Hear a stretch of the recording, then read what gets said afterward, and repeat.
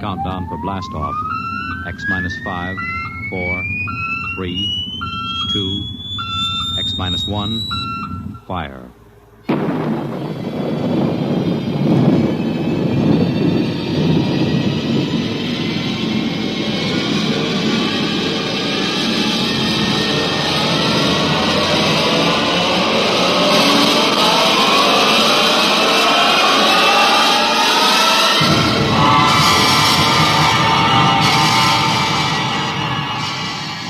From the far horizons of the unknown come transcribed tales of new dimensions in time and space.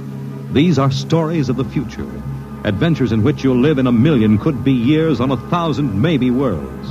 The National Broadcasting Company, in cooperation with Street and Smith, publishers of astounding science fiction, presents X minus 1.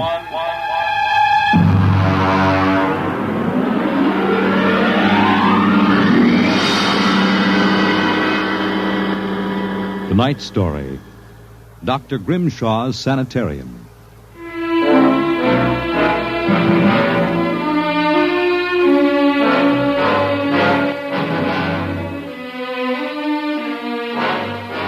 What you will hear in the next half hour represents either a magnificent hoax or the true explanation of the famous Grimshaw Sanitarium scandal which made the headlines back in 1947.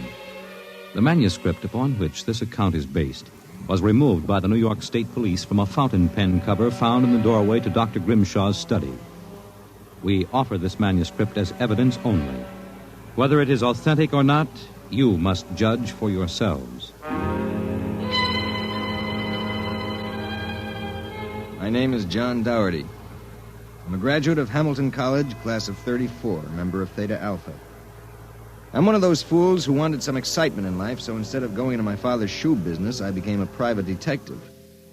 These are facts. You can check them if you like. The rest of what I write here is so fantastic that I don't expect it to be believed. If anyone should find this manuscript and read it, all I ask is that you notify Miss Millicent Armbruster of 299 Wallace Avenue, Buffalo, that Johnny Dougherty is dead. On the evening of July 1st, Miss Armbruster and I were driving to a wedding. Not our own, although I wish it had been. It was Sunday, and in order to avoid traffic, I took the Old Mill Road, a single-lane dirt affair that runs past the Gowanda Cemetery. Johnny, aren't you going too fast? Not for this road. There isn't a thing around except some tombstones and... Johnny, the gate to the cemetery. Well, what about it? That hearse, look out! Look out! We skidded for about 20 feet and slammed into the back of the hearse. The two rear doors buckled and snapped open. It was a freak. A huge oak coffin with brass handles tipped up and began slowly to slide back toward us. Oh, how horrible. You stay right here, baby. You okay, Mac? You don't pay much attention to speed limits, do you, Jack? Now, look, let's not get hung up on who was right and who was wrong. I was going too fast, and you were traveling without lights after dark. Let's see your driver's license. Right here. Oh. Private eye, eh? Now, if you don't mind, who does this joy wagon belong to? Gowanda Funeral Service. It's being rented to Grimshaw. Who? Grimshaw from the private sanitarium. Mind if I ask what you were doing after dark coming out of a cemetery with a wooden kimono? We're moving one of Grimshaw's patients to a new grave. They always travel like this? Look, Hawkshaw, how about skipping the third degree and giving me a hand getting this box back in the wagon? A pleasure. Better screw on that cover again. It's going to slide off. Let's get it in the hearse first. Okay, Junior. You get on that end. Okay. You ready? Yeah, lift. Now, just slide it. Oh, brother, who's in there, King Kong? Look out for the cover. I told you that would happen. What's the guy's name, Junior? Oh, why don't you ask him, Sherlock Holmes? A real wise guy, huh? I've got half a mind to report this accident. Yeah, well, go ahead. See where it gets you. Now, if you'll pardon me, I'll deliver the body.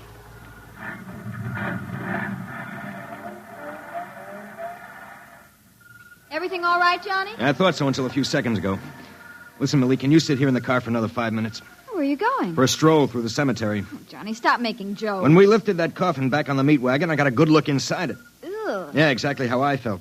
I figured we'd knock the stuffing out of the corpse, only I didn't expect the stuffing to be sand. What? Yes. That wasn't a body, that was a dummy stuffed with sand, a dummy with a wax face. Johnny! Which brings up an interesting question. Who's supposed to be in that box, and, just where is the dead man spending his time?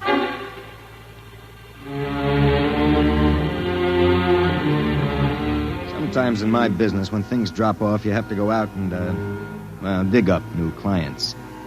My next case was a gentleman named Harlan Ward Sr., a wealthy automobile manufacturer. I'd gotten his name off his son's tombstone.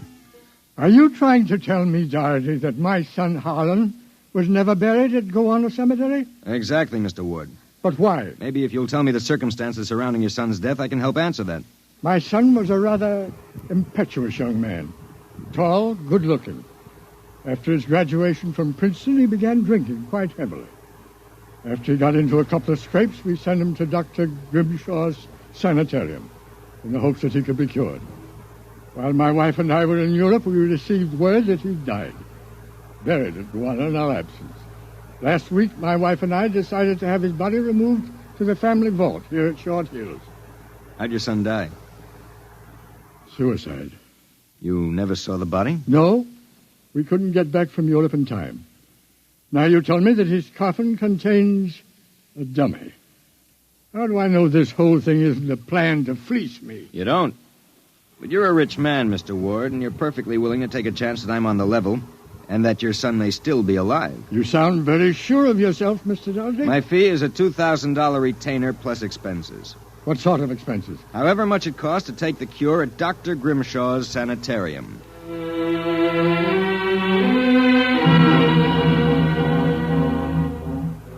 Dr. Grimshaw's Sanitarium was just outside Gowanna. Most of the cases were nervous breakdowns and alcoholics. I committed myself as a dipso, and just to make it convincing, I stopped at 5 or 6 bars on the way over.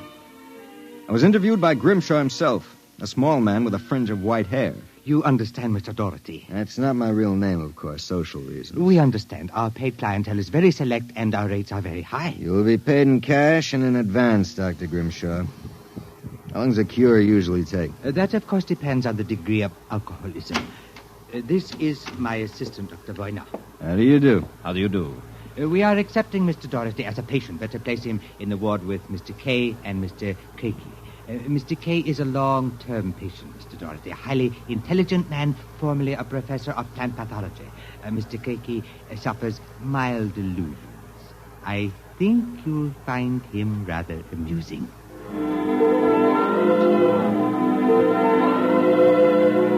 After about 3 days, my roommates Arthur Kay and Craigie got used to me. And we even began to play three-handed bridge.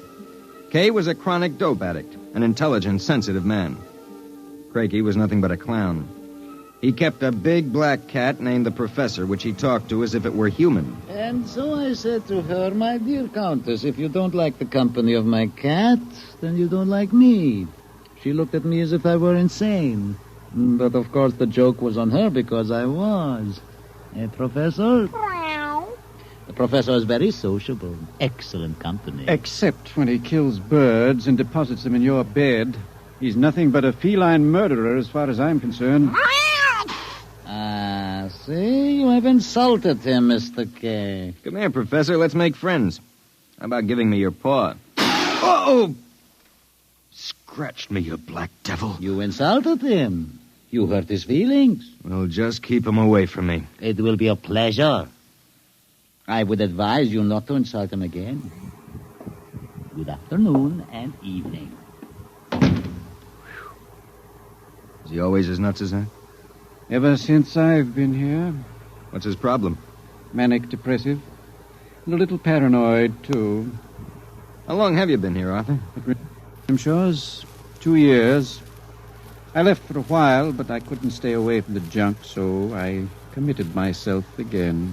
Did you, happen to know a patient here named Harlan Ward? Why do you ask that? Did you know him? I met him socially a few times. I understand he died here. So the newspapers said. I wouldn't know. Suicide, wasn't it? Was it? You're being pretty careful, aren't you? Mr. Doherty, what would you say if I were to tell you that I don't believe Harlan Ward is dead? What? makes you so certain? He used to share this room with us. He slept in the same bed you now use. I see. He was an alcoholic, doing quite well, too, from what I could observe. We all expected him to go home soon. Then one evening he had a violent fight with Crakey. Crakey accused him of snooping or something. Later that night, Grimshaw and Voyner took him out. Where? Where they take all the special treatment cases to the charity clinic. It's that small building on the other side of the stone wall. A few days later, we read about his death. Suicide, they said. Just what makes you think he's still alive, Arthur? This? About a month ago, I was in the garden next to the wall that separates us from the charity clinic.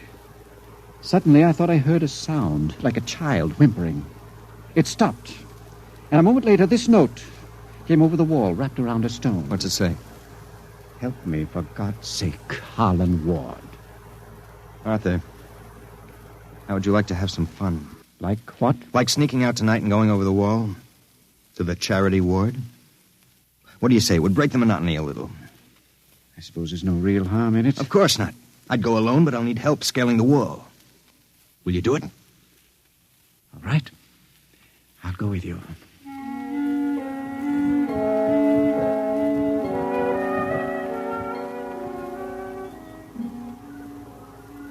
Up. All clear. Give me your hand and I'll lift you. Be careful when you drop. Ready? Go ahead.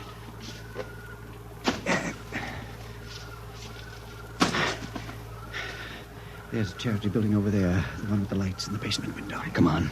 Let's crawl over. Maybe we can see something. Shh. Listen. Can you make out what he's saying? No, I can barely hear. Good Lord. What was that? Probably some patient having the DTs. Let's have a look. Easy, it wouldn't do to get caught now. See anything? It's some sort of laboratory. I can see Grimshaw and Voyne and something else. But there's a child with its back toward me. Now take it quietly. It will be easy. Please, don't. It will all be over soon. You won't remember anything. No, I don't want to go. Why not give it to him? No. Shut him up, why not? Good Lord. What was it? What did they do to that child? Arthur, that wasn't a child. It was a midget. The smallest midget I've ever seen. What were they doing? Trying to give it some sort of injection. When it resisted, Voyne knocked it out. What do you suppose they were doing to it? I don't know, Arthur. All I know is that when it fell, it had the face of Harlan Ward.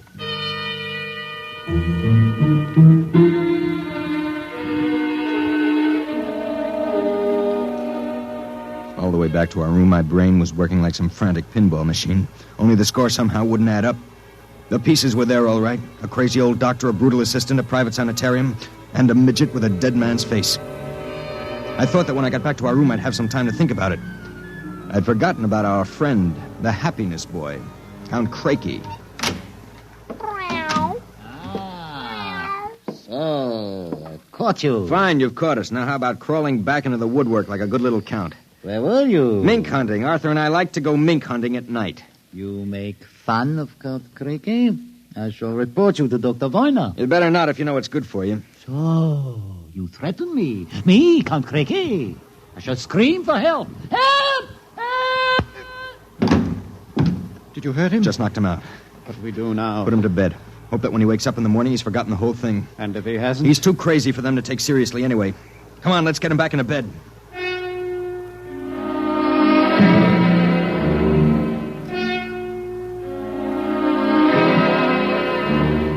I went to sleep in my own room.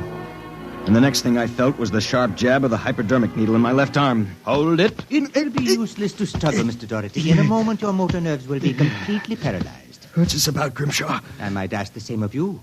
My good friend Count Crakey informs me you and Mr. K decided to do some snooping earlier tonight. He followed you and saw you climb the wall. Crakey's insane.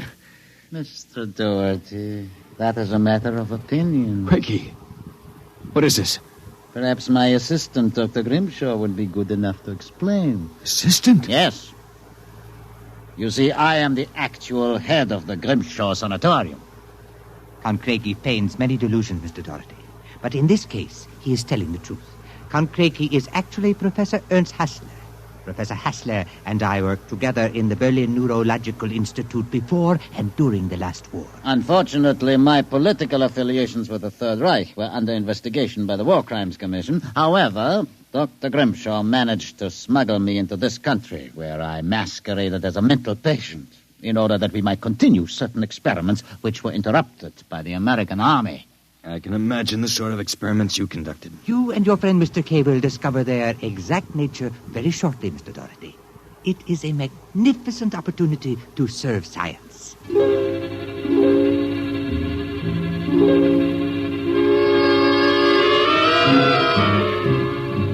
passed out. And the next thing I knew, I was coming to in a different room and hearing the voices of Voyna, Grimshaw, and Craigie, as if from a great distance. Pituitrin. Pituitary. 4 cc's. 4 cc's. How are the measurements? Reducing rapidly. We'll operate at once. Have Voyna start the anesthesia. Very well, Doctor. Come in.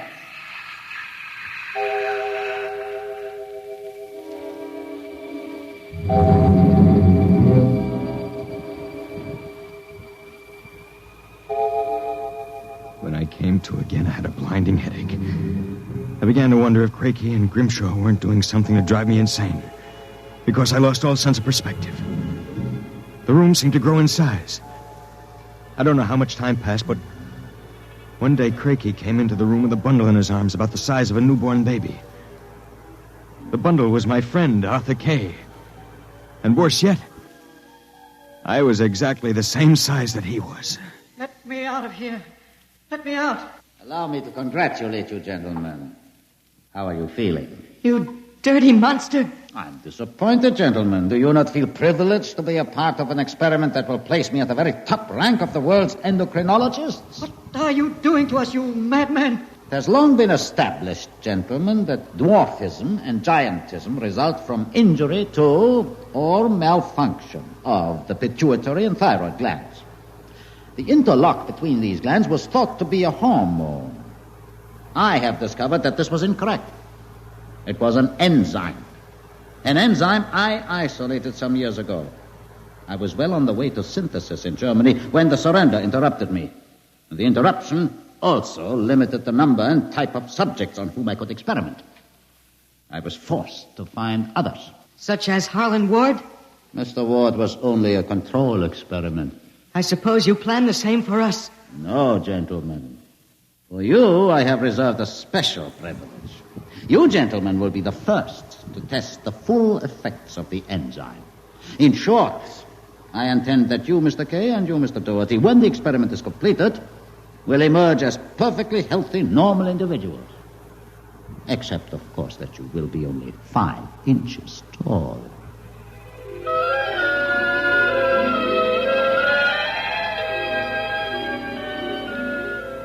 The days and nights that followed were a living nightmare.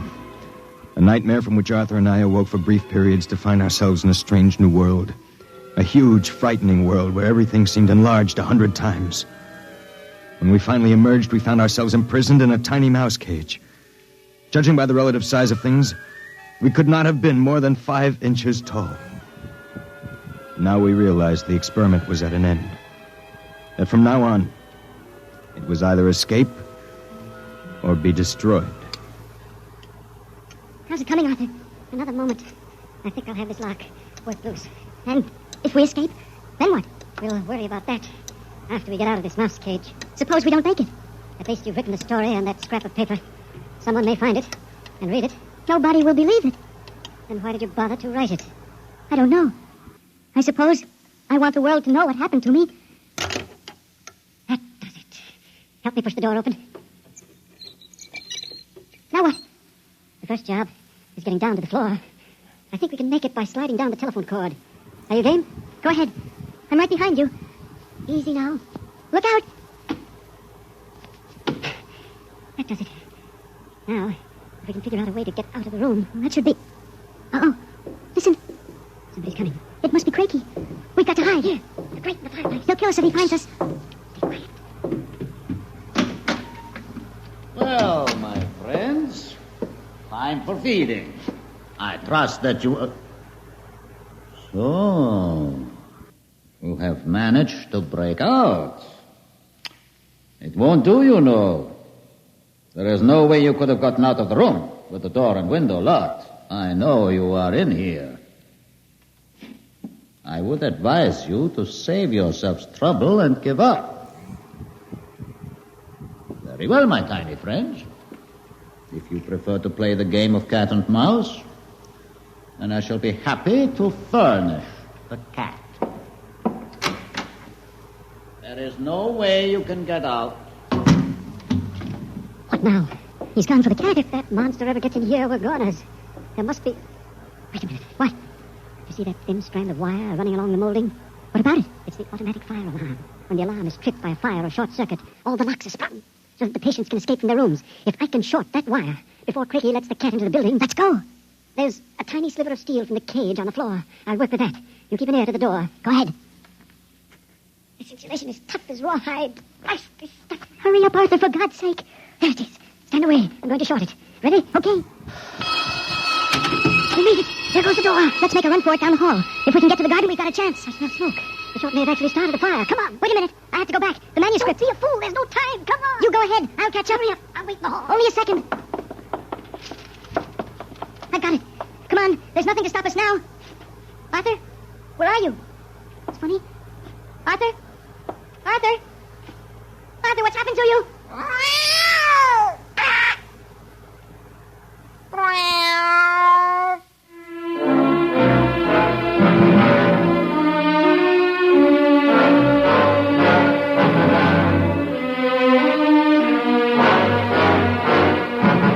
This is the record found in a fountain pen cover in the burned-out hallway of Dr. Grimshaw's sanitarium. There's nothing to add, except that the fire which destroyed the sanitarium and killed so many of its occupants, including Dr. Grimshaw and Dr. Voyna, was definitely of incendiary nature. It is believed by the fire chief that some small creature, possibly a mouse, chewed the insulation off the wire and short-circuited the system. The two patients, John Doherty and Arthur Kay, vanished completely after the fire, and their remains were never found. Whether the manuscript which you have just heard is authentic, or whether it was the work of one of the more demented inmates of the sanitarium, we leave to your judgment.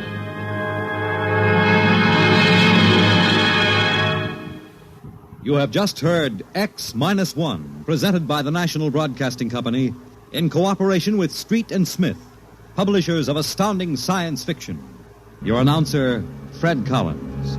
X-1 was directed by Fred Way and is an NBC Radio Network production.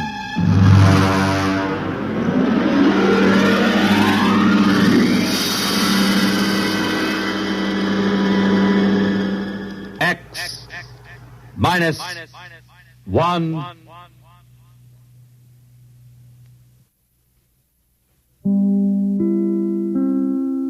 In just a moment, X-1. But first, an important subject in these days of snow and blizzard is how to fight the common cold. And tomorrow, NBC's Weekday deals with this problem in a special feature by Dr. Leona Baumgartner, New York City Health Commissioner. Yes, it's NBC's Weekday to keep you up to date in every field, from health to housekeeping, from politics to pots and pans. And there's also the best variety entertainment on Weekday, tomorrow headed by Metropolitan Opera star Robert Merrill. Listen every Monday through Friday to NBC's Weekday. And now stay tuned for X-1. Countdown for blast-off. X-5, 4, 3, 2, X-1, fire.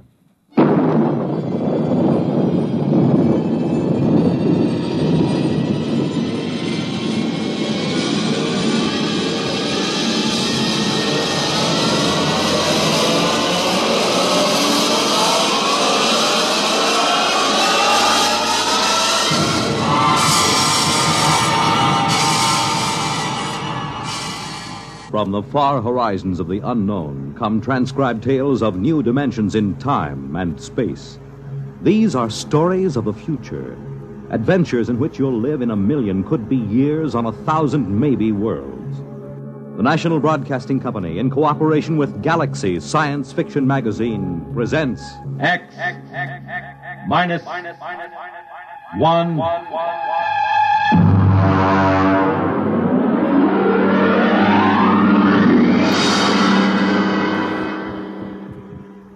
Tonight's story, $1,000 a Plate by Jack McKenty.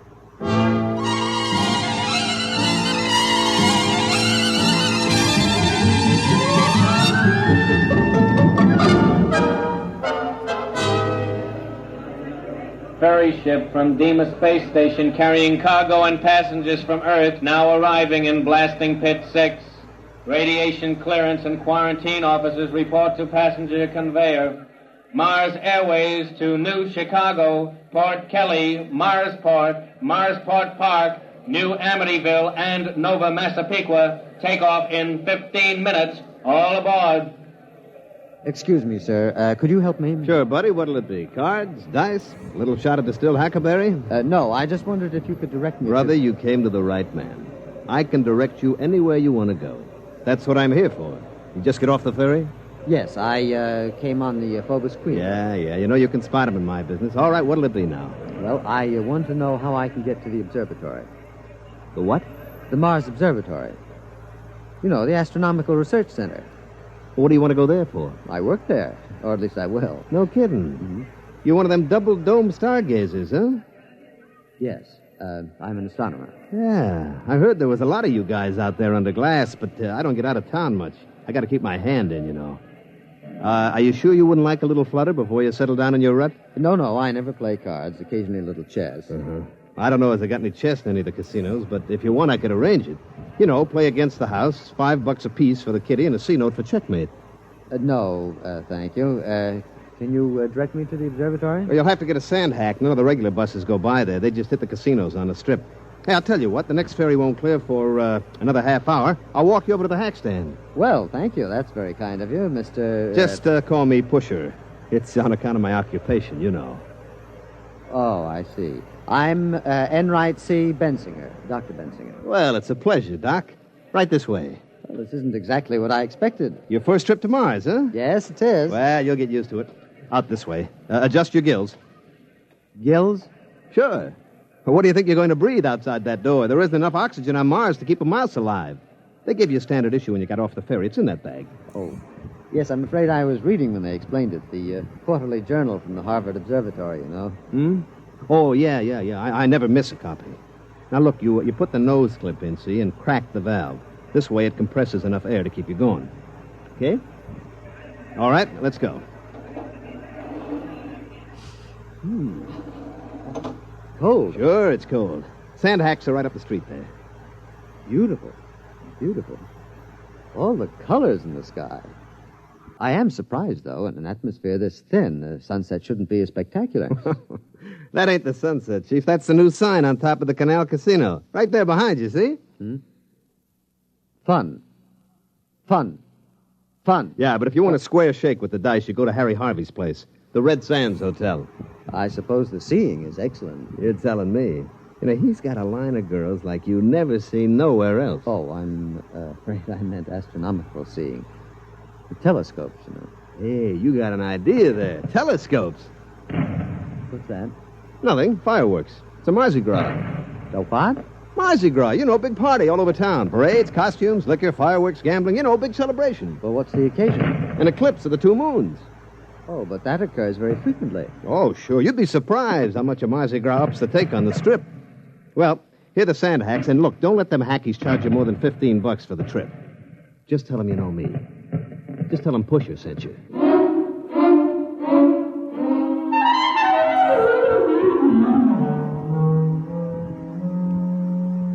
Gentlemen, I want you all to meet Dr. Bensinger, our new colleague. These are Drs. Fitz, Spiegel, Ortney, and Klein.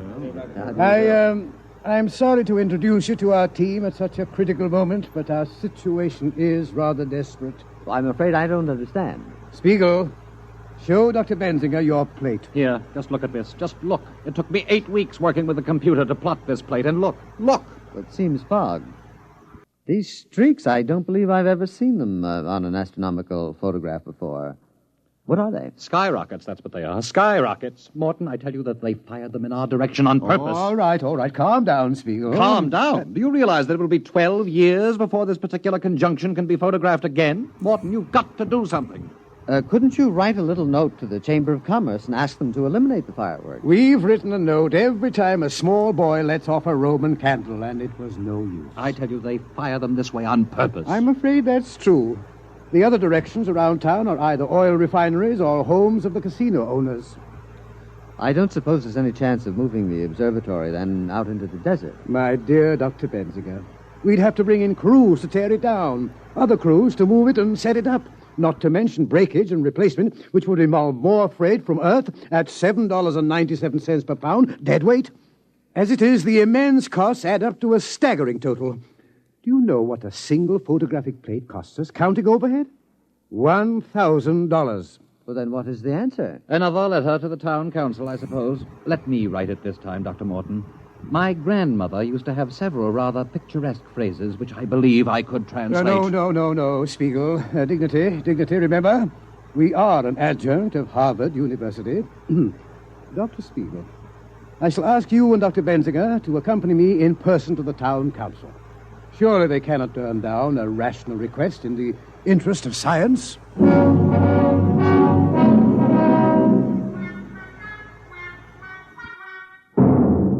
Well, gentlemen, the town council appreciates the problem. Yes, I felt certain it would. Naturally, you're aware of the importance of astronomical research, Mr. Harvey. Well, I can see your point, Doc. You sit out there in your little glass hut, pointing your brownie camera up at the stars, snapping away.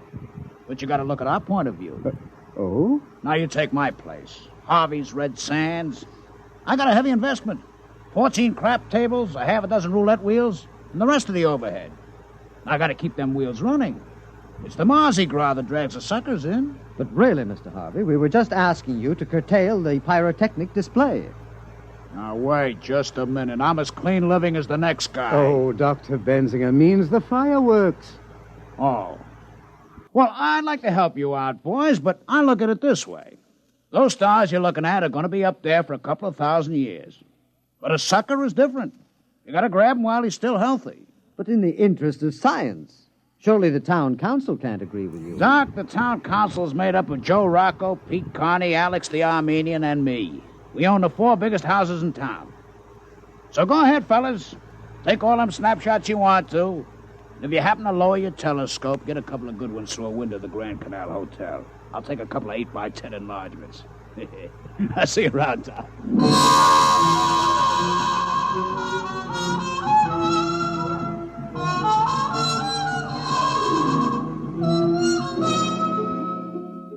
Well, I'm afraid the town council was no help. They just remain insensible to reason. Well, I'm afraid the only thing those gentlemen understand is money. My dear Dr. Benziger, the smallest bet allowed in Mr. Harvey's establishment is approximately the same as your monthly salary.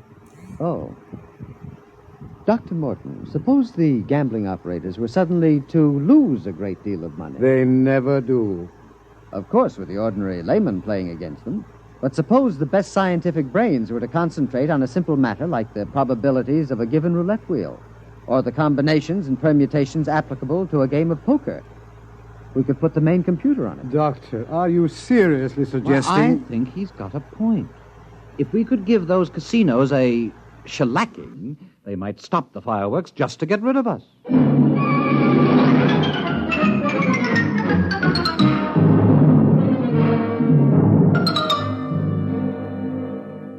Now, let me get this straight, Doc. All you eggheads up there made up a kitty to get into a crap game? Well, that's right. I thought you might direct me to the largest establishment, Mr. Harvey's place, I believe. Now, look, Doc, come over here. Mm-hmm. Now, over here in the corner. Now, look, I'm a pusher. See, my job is to take these tourists by the lapel and shove them in front of a dice table quick before they spend any of their letters foolishly on food and lodging. But these rubes, they come here expecting to get took. They don't miss it, you understand? It's all part of a good time. But you guys out there running your Harvard peekaboo racket, you're different. Now, what do you want to get mixed up in this for? You take your peanuts home and shove it in a piggy bank. Save up and buy yourself a new telescope or something. I appreciate your solicitude, Mr. Pusher, but I'm quite determined. Which way is Mr. Harvey's place? Well, if you've made up your mind, the bus leaves from right over there in about 15 minutes. Get a round-trip ticket, because Mr. Harvey don't want no suckers stuck without they got car fare away from his place.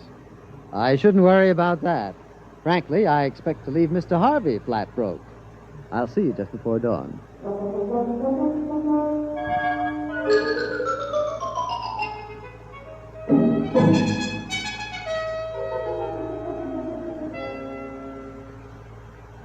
I don't understand it.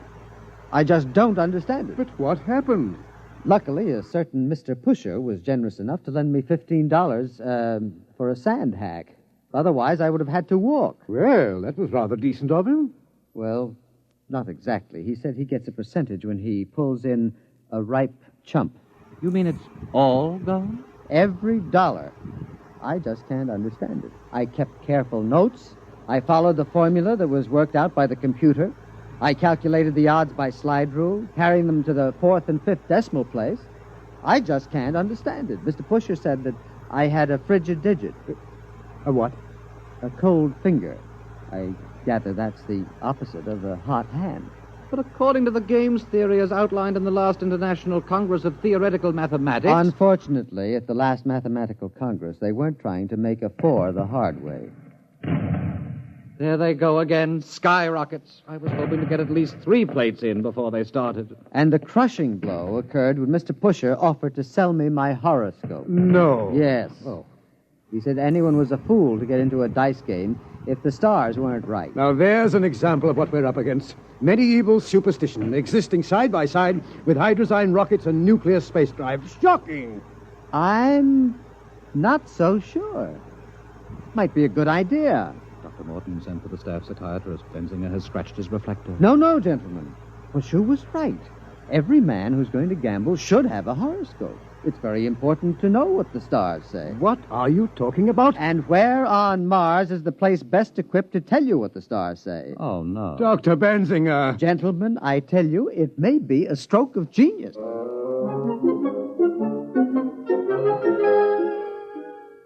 Hello? Is this the advertising office? This is Dr. Benzinger. I should like to place an ad. No. No, there will be no pretty girl. Just this. Free. For the first time ever, your horoscope scientifically cast by the staff of the famous Mars Observatory. Learn your luck, your future. Write or call Mars Observatory. No charge, no obligation. Yes, thank you. I'd like to run that every day until further notice. Pusher. Yeah, Mr. Harvey. Did you do like I said? Yes, sir. I went out to the observatory just like you told me. You know, I had to share the sand hack with 5 other guys. I understand the bus company's putting a route out there. A big crowd, huh? Sure, Mr. Harvey. You know, them horoscopes they're giving there, the only thing on Mars that don't cost the tourists any money. All right. What happened? Well, when I got out there, there was this Doc Benzinger, you see, all dressed up in a dunce cap with stars on it or something, in a big robe. They showed us all around the place. You never saw telescopes as big as that. All right. Skip the travel on. All right, well, finally they took my name and my birth date, my collar size, and they run it through this computer. You should have seen that thing. Lights and bells. I'm telling you, it looked like the biggest pinball machine you ever saw. I kept waiting for it to tilt. The horoscopes. Yeah, well, they give it to me finally. I mean, the first couple of pages is the ordinary bourgeois about the sun and the moon and the stars. But on the 4th page, that's the kicker. What'd it say? Well, it said that I'd be real lucky at most of the gambling places, but I'd lose my shirt at... boss, you're not going to like this. Go ahead. I'd lose my shirt if I played at Harry Harvey's place. Pretty shrewd. You know, for a bunch of scientists, they're pretty smart. That isn't going to work.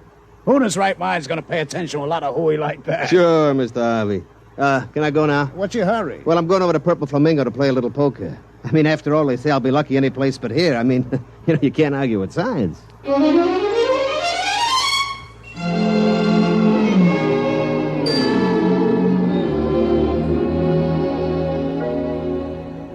Gentlemen, I think we're on our way. I checked Mr. Harvey's establishment. You could shoot an elk in the gambling room. Empty, eh? There was nobody playing but an elderly masochist who likes to lose.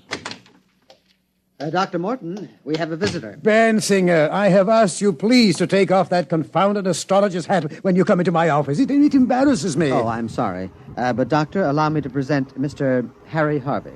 Hiya. How's business, Mr. Harvey? Yeah. Well, look, gentlemen, let's put our cards on the table. You put a hole in my pocket like I haven't had since I once ran into an honest police lieutenant in Cincinnati. I presume you've come about our horoscopes? Yeah.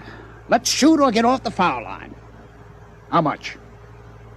I beg your pardon? How much will it take to lay off? Mr. Harvey, just a promise.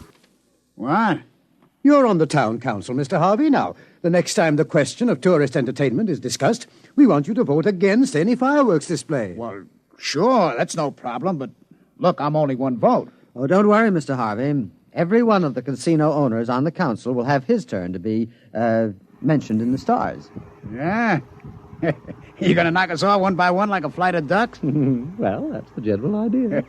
I gotta hand it to you. I gotta take off my hat to you. Mr. Harvey, we're desperate. We cannot afford to let valuable and irreplaceable photographic plates be spoiled by fireworks. Okay, you win. But listen, here's $5. $500? But we couldn't take it, Mr. Harvey. I've already explained. It's not for me. I want you to take a full-page ad and do the purple flamingo in your next horoscope. I'd like to see Joe Rocco's face when he gets a load of it. All right, Mr. Harvey. We'd be glad to take him next. Oh, and one more thing before I go. Can I look through the telescope? I never looked through one before.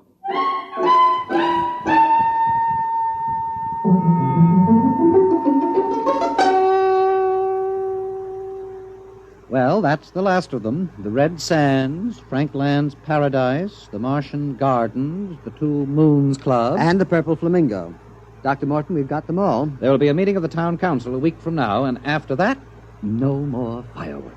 All those beautiful stars and nebulae and not a misbegotten skyrocket to stand between us. Oh, it's beautiful. Gentlemen, I have some news for you. You have? I am in receipt of an interplanetary radiogram from our parent organization, the Harvard Observatory. Are they going to send the new mass spectroscope? Please. Morton, Earth newspapers carrying accounts of horoscopes published by your organization. Very unscientific. Harvard Board of Overseers aghast. Must stop at once. Find other solution. Signed, L.K. Bell, Director. Well, I thought Thursday was the regular day for personal message delivery. It is. Oh, Mr. Harvey. I asked Mr. Harvey to wait in the washroom. He brought the message down. Oh, sure. All of us have contacts in the radio office. We can get a hold of messages a couple of days before they clear. Did you come down to gloat over our misfortune, Mr. Harvey? No. You got my promise to help you boys, and I'll stick by you. But the rest of them, well, it's tough, fellas, but business is business. I'm afraid the fireworks will go on as usual. Thank you, Mr. Harvey. Look, what would happen if you brought all the boys out here, showed them around, and then you could offer to name a star after them or something? I'd sure like to be able to point in the sky and say, that's Harvey's star. Well, Mr. Harvey, I'm afraid any stars worth looking at with the naked eye already have names. Besides, Harvard Observatory wouldn't stand for this idea either. It would make as much sense to them as you naming a poker chip after me. But, Dr. Morton, we've got to think of something. We tried rigging up a photoelectric cell. It closes the shutter when a rocket goes up, but it cuts the exposure time too much. But if we can't get these plates, we may not be able to duplicate them for years. Why, right now they're preparing the first trip to a newly discovered planet. And the work of the observatory is necessary to ensure the success of that trip. Now, surely your colleagues will realize that, Mr. Harvey. The future of the human race is at stake.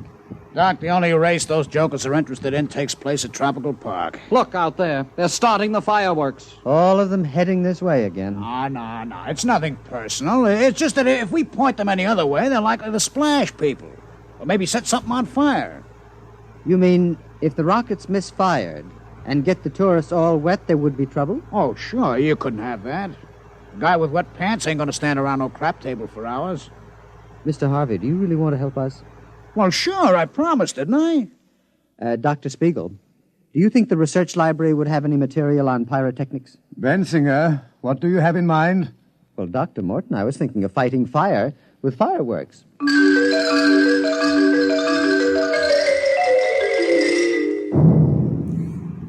Careful with that match, Harvey. Oh, don't worry. With the oxygen around here, you need a blowtorch to light a cigarette. Have you got the rockets ready, Dr. Benzinger? Well, here they are in the launching racks. I've got all my instruments, compass, a clinometer, an azimuthal radioscope, and a blowtorch. Well, what are we waiting for? Spiegel. He's bringing the calculated trajectories from the computer. Say, I don't know if I like this. What if they miss?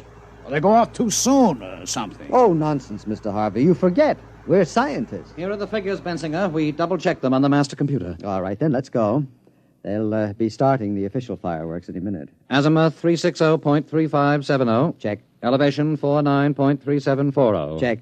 That's corrected for wind, velocity, temperature change, and magnetic eddy currents. Are you sure you guys know what you're doing with them skyrockets? Don't worry, Mr. Harvey. They're going to explode in the Grand Canal and get everybody in the Canal Casino all wet. You shouldn't object. After all, it's your competition. Coming up to 0 hour, Benzinger. Light the torch. 5 seconds. 4, 3, 2, 1. Fire. There they go. Oh, interesting effect. That's the purple color. Oh, do you like it? Yes. That was my idea. Radioactive fluorides. They're up over the town now. Hey, one of them's beginning to wobble. Oh, I can't understand that. The computer was absolutely certain. It's going over the south of town. The other one's tracking correctly on the radar. It'll hit the Canal Square. Yeah, but look, the purple one. There it goes. It hit. Looks like it's starting a fire. Hey, must have hit somebody's house. Hey, you can see it now. It's a house burning. Oh, dear. There must have been a weak tube in the computer. Yeah, some guy's going to be real sore. I can see it real clear with the glasses now. That house on top of the hill there by the Geeko bush. Boy, it's burning like... Mr. Harvey, what's the matter? That's my house!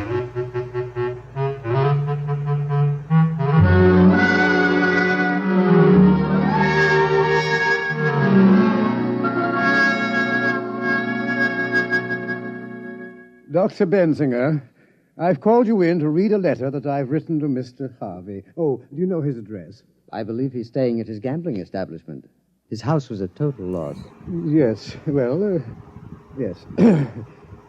This has been a very difficult letter for me to write. I believe the letter is academic, Dr. Morton. Mr. Harvey is outside. Oh, he is? With 2 very large gentlemen with bulging pockets. Oh, dear. I don't know what to say. Well, Mr. Harvey, what a surprise. You 2 apes wait outside. Now, Dr. Morton, about those fireworks. I want you to know I believe in direct action. I don't like fiddling around. Well, of course not. Like the time I had some trouble with a bottom dealer from Luna City. I didn't fool around. I sent him back to the moon in a cargo rocket. With no air. How interesting. Now, about your problem. I assure you, we apologize. Apologize? That's great. I just remembered I left a few plates in a bar. Don't go away, Doctor. You're in on this, too. No, there wouldn't be room. Not for 2 of us. What are you talking about? Well, in a cargo rocket, especially without air. What? I'm trying to tell you. The council voted against fireworks. No, as a matter of fact, I have a very bad sinus, and no air would definitely... What? Oh, sure. We decided anything that could burn down an honest citizen's house was too dangerous. Very civic-minded, that council. But I don't understand. I kept my promise. I said I'd help you, and I did. Well, I'm terribly embarrassed. We were trying to get a collection among the staff to help you pay for your loss, but I'm afraid the total assets of the observatory wouldn't reconstruct your garage. Yeah. But we held a staff meeting, and we decided on a more permanent kind of remembrance. Mr. Harvey, on this photograph, you see this trail? This bright trail? Oh, one of them skyrockets again? I'm sorry, Doc. It won't happen again. No. This is no skyrocket. It's a comet. It will be quite bright for several months. And we've decided to call it Harvey's Comet. Harvey's Comet? Hey, that's real nice. Harvey's Comet. Hey, Doc, you put me on top of the world. Them boys at the Canal Casino boasting about their new sign? But me, I got a comet. Harvey's Comet. Why, every sucker on Mars will see it every night. It's the best advertisement since they wrote 7 down across the face of the moon. Well, I'm glad that you're pleased. Well, as a matter of fact, Doc, I kind of heard about it in advance of one of your boys. You named the comet after me? Okay. I brought something for you. Here. What is it? A poker chip from my place. Go ahead, read it. Harvey's Club. Dr. Morton's poker chip. 5,000. That's dollars, Doc. Don't spend it all in one place.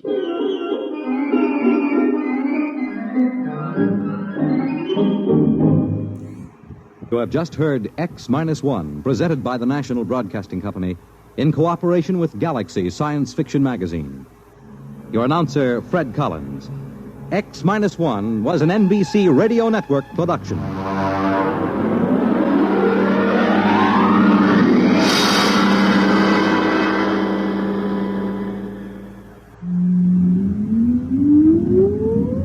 Countdown for blast-off. X-5, 4, 3, 2, X-1, fire.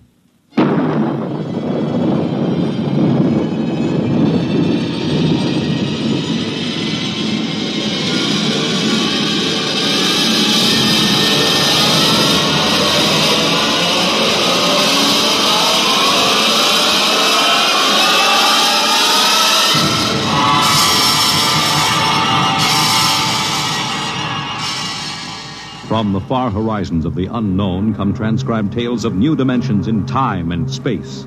These are stories of the future, adventures in which you'll live in a million could-be years on 1,000 maybe worlds. The National Broadcasting Company, in cooperation with Street and Smith, publishers of astounding science fiction, presents X-1.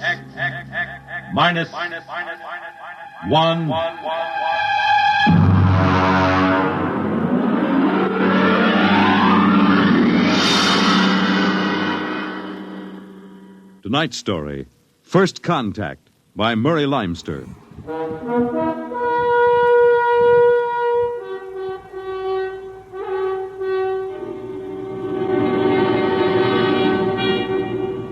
They had been in space 6 months now, moving with the incredibly faster-than-light speed of the overdrive.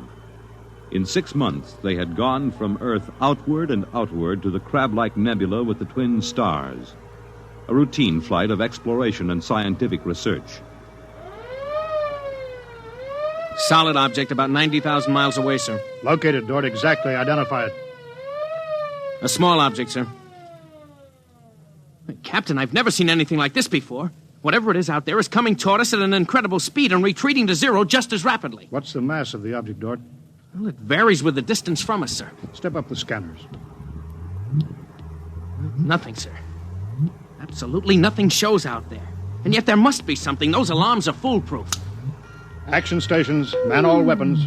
Condition of extreme alert in all departments immediately. Captain, what is it? Dort, I ran into the same thing once before on the Earth-Mars run. We were being located by another ship, and their locator beam was the same frequency as ours. Every time it hit, it registered as something solid and monstrous. But, Captain, we're the only Earth ship in 18 light years around. How? I didn't say it was another Earth ship out there, Dort. Another race? That's right. There's a spaceship out there, all right. But it's not manned by human beings.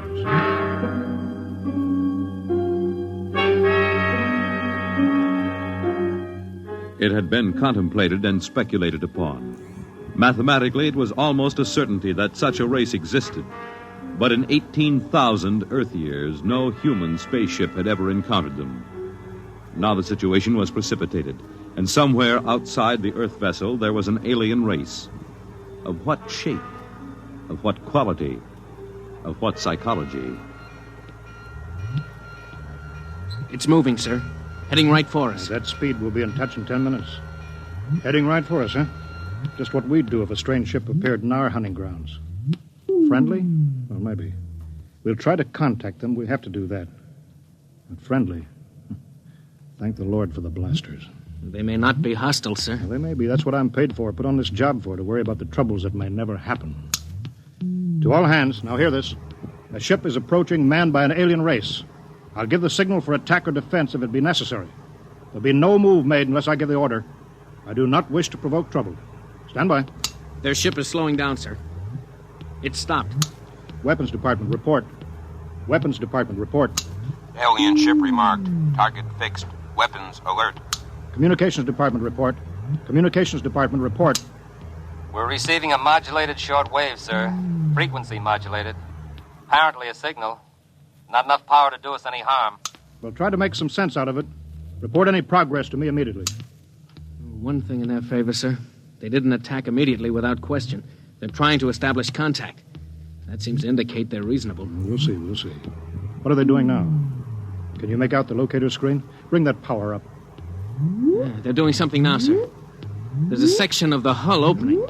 Probably an airlock, sir. If they breathe there. Yeah, they're letting something out. Well, it's round. A bomb, sir?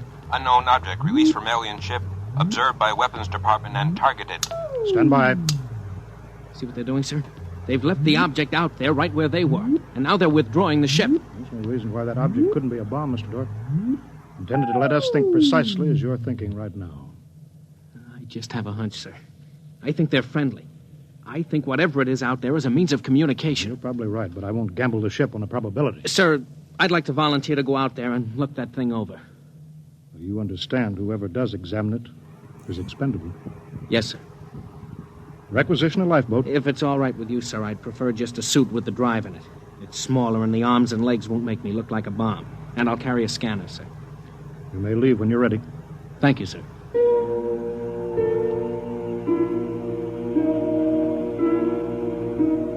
I'm all ready. Clear the lock and let me out.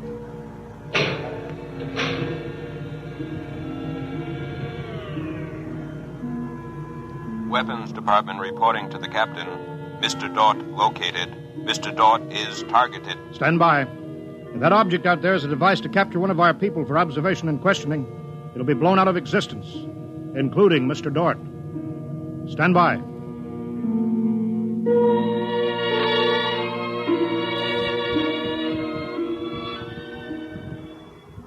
Mr. Dort.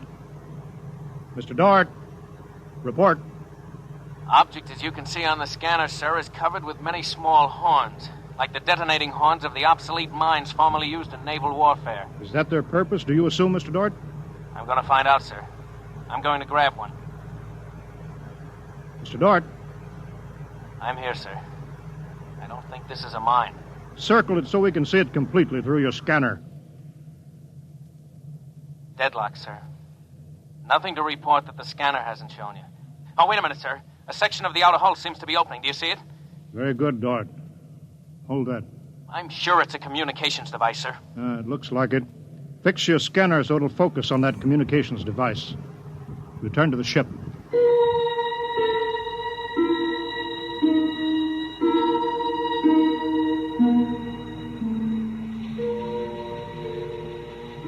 Communications Department. Communications Department. Progress report, please. We've established communication, sir. Is there a psychologist on the team down there with you? Yes, sir. Mr. Burns is working with us. Will both of you please report to the bridge at once?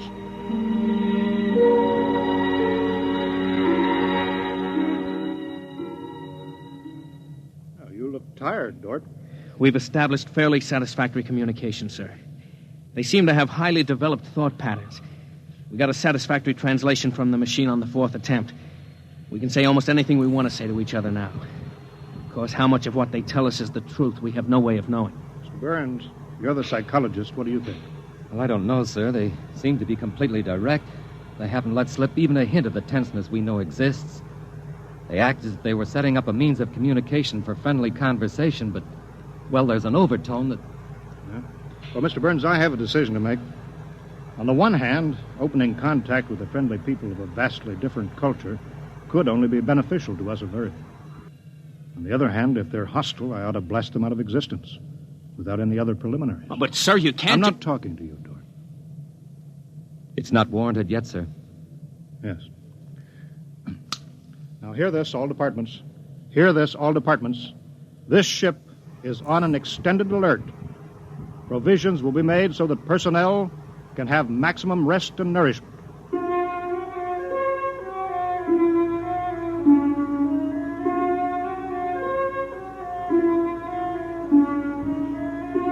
Communication continued by means of the artificial language set up arbitrarily between the Earthmen and the aliens, decoded by the mechanical decoders. Dort disobeyed orders. He lived on powerful stimulants so that he could stay with the communications machine. Talking to the aliens. Other people. Are we being received? We are receiving your message. The chief of this ship wishes to speak with the chief of your ship. The message is heard by the chief of this ship. The chief of this ship communicates that he will hear the message of the chief of that ship. Go ahead, sir. People of the other ship, I'd like to say the appropriate things about this first contact of two dissimilar civilized races, and of my hopes that a friendly intercourse between the two peoples will result. People of that ship, what you say is all very well, but is there any way for us to let each other go home alive? That's all, sir. They've stopped sending. Very direct people. Very direct. But, sir, I don't follow. I didn't know what that meant. Is there any way for us to let each other go home alive? It means what it says, Dort. Sir, what's to stop us from just cutting communication and leaving, and they can do likewise? What's to stop us? Simply that whichever ship leaves first will be followed by the other. If they find Earth and get back to their own planet and we don't know where that planet is, Earth will be completely at their mercy. If they leave first, we'll follow them. We'll attempt to find their home planet. Dort, could you swear to any decision that the policymakers on Earth will come to? Sir, even if they do follow us, the closer we get to home, the more of our ships and weapons they'll face. They'd never get away. Well, how do you know that they can't communicate with their home planet without returning? We can't, sir. How do you know they can't? I don't, sir. So that's the situation. We'll sit out here, facing each other, trying to outguess each other, until time wears us out.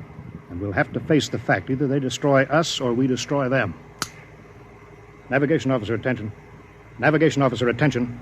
Every star map on this ship is to be prepared for instant destruction. The chief of this ship wishes to know whether the chief of that ship can suggest an answer to the problem concerning us both. Do you want me to answer that, sir? I'll answer it myself. Tell me when to talk. Now, sir. I am giving that matter personal attention. Every effort will be bent to the solution of this problem. Will you consider a temporary truce in the meantime? What would a truce gain? Could we trust you? Would you trust us? I suggest that we continue as we have up to this particle of time. I agree. Sign off, Lloyd.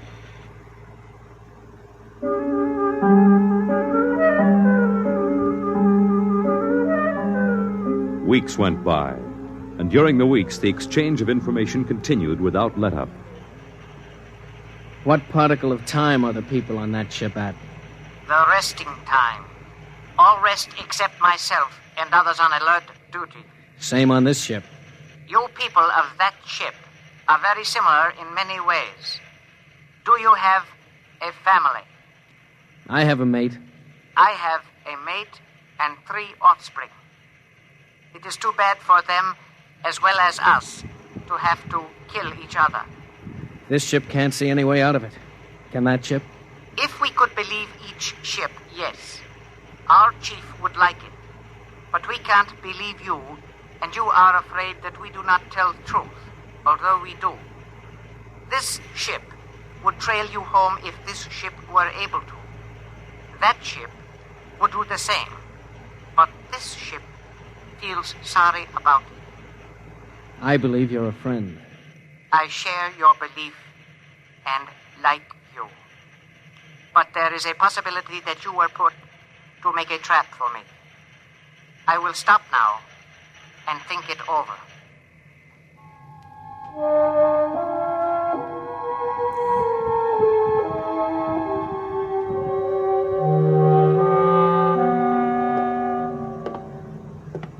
Just sit down, Dort. Control yourself. We're all under tension.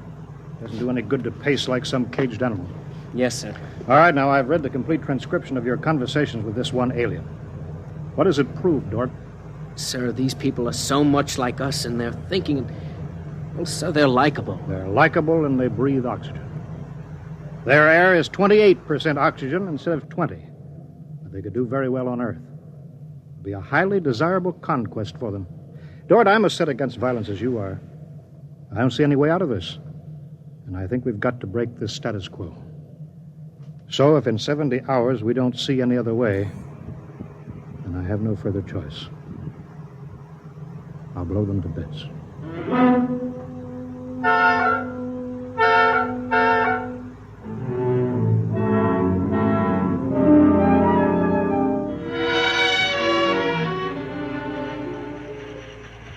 Will that ship receive communications? Will that ship receive communications? This ship is listening. It seems to me better to communicate than to sit by the machine silently. I would have called you, but you signed off before. The problem goes around and around. I find no answer. Perhaps we could turn our thoughts to other things. The psychologist of this ship tells us that you people on that ship have a threshold of tolerance to tension. He tells us that you will be forced to take one action or another in a period of less than 100 time particles. I have no communication on this matter. Well, the ship is not trying to extract unwilling information from that ship. A truth is mentioned in passing. A report of this conversation will be carried to the chief of this ship. It would be so. We are prepared. If only the people of this ship could meet in direct contact with the people of that ship, it might be better. We could not communicate then. The communications machine is too large to carry from place to place. In direct contact, the peoples of the two ships would be further apart than now. That's true. I am sad. Much that is pleasant has passed between us. I am sad, too. We are not yet ready for each other. We are not yet ready for each other. It's hard, isn't it, Dort? Well, Captain, I'm sorry. I didn't know you were here, sir. I've been here for quite a while. Eavesdropping, I'm afraid. It's all right, sir. Nothing can be personal in a situation like this. Yeah, that's right. How long is 100 time particles, Dort? Pardon, sir? That reference he made to us not being able to stand tension is interesting. Their psychologists seem to make more out of us than we do out of them, don't they? Yes, sir. They hit the nail right on the head. Yes, they did. I think, Dort, we'll just have to push our timetable up a bit. No further communication with the aliens under any circumstances. That's clear, isn't it? Yes, sir. Sir, if they know so much about our psychology, isn't it possible that remark was intended to make us act more quickly? Probable, Dort. Probable. Why would they do that, sir? Why? You tell me why, Dort. All of a sudden, I have an idea, sir. And it's crazy. It doesn't matter how crazy. I'll listen to it. Sir, I think these people are playing some kind of a joke on us. Joke?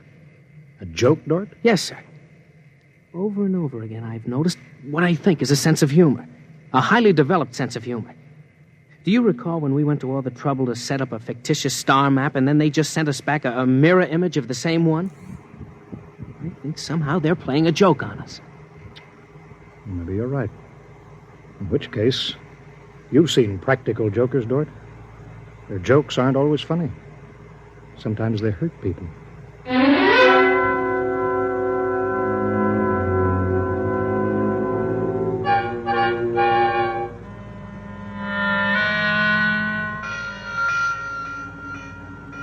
All departments, man, instant alert. All departments, man, instant alert. Report instantly. Report instantly. Weapons Department alerted. Target, the enemy ship. On target, sir. Stand by. Fire!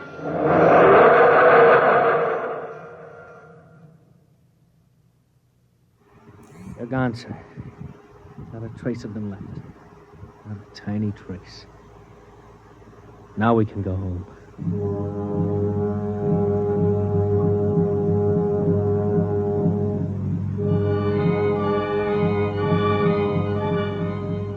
Communications to Captain. Communications to Captain. Report. Sir, I'm picking up new signals. Same frequency as the original alien signals. That's impossible. That ship was destroyed. I'm receiving signals, sir. Set the machine up. We'll be down there in a minute. Mr. Dort, come with me, please.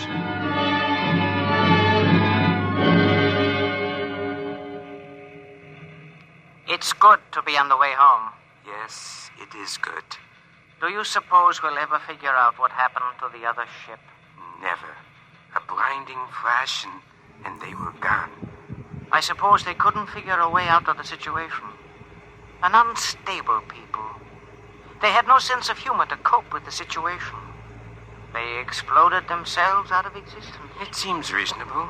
They must have had powerful weapons to destroy themselves so completely. Yes, what a shame.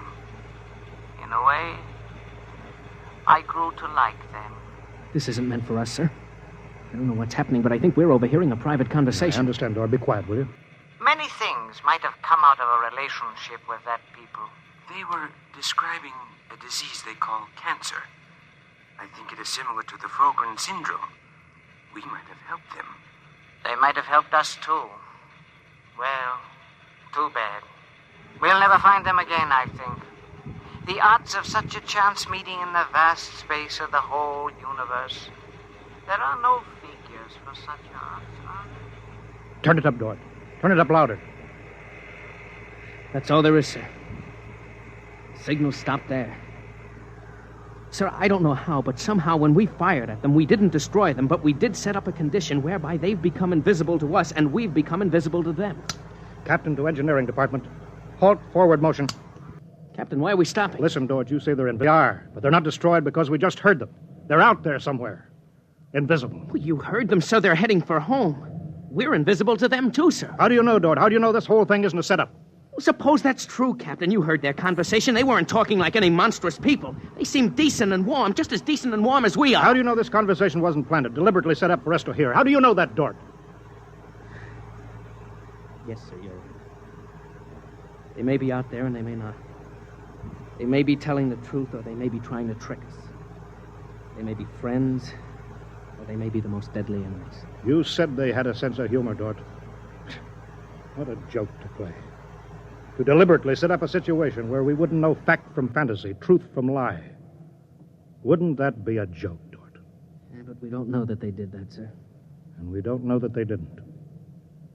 We don't know anything. Sir, does that mean we never go home again? I don't know.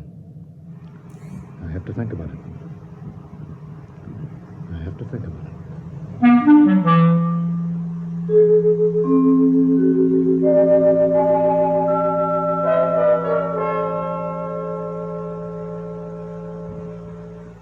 You have just heard X-1, presented by the National Broadcasting Company in cooperation with Street and Smith, publishers of astounding science fiction.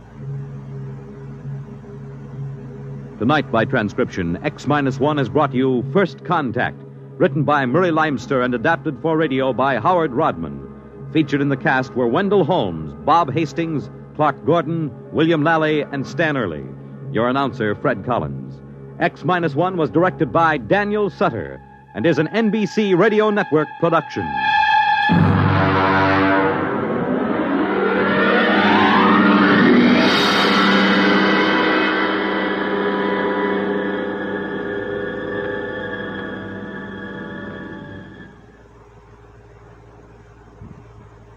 Next week at this time, over most of these stations, NBC will present This is Carnegie Hall, a special concert featuring the Symphony of the Air Orchestra.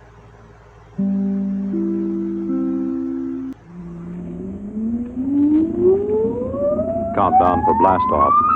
X-5, 4, 3, 2, X-1, fire.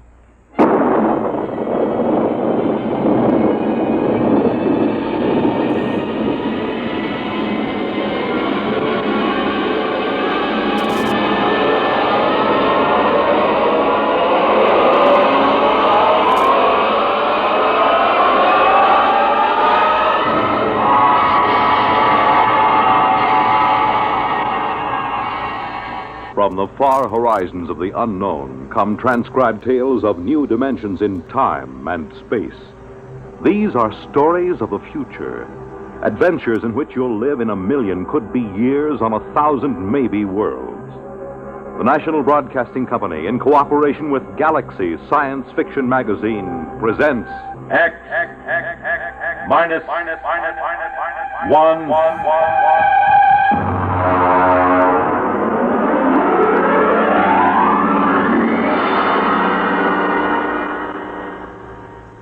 Tonight's story, Colony, by Philip K. Dick.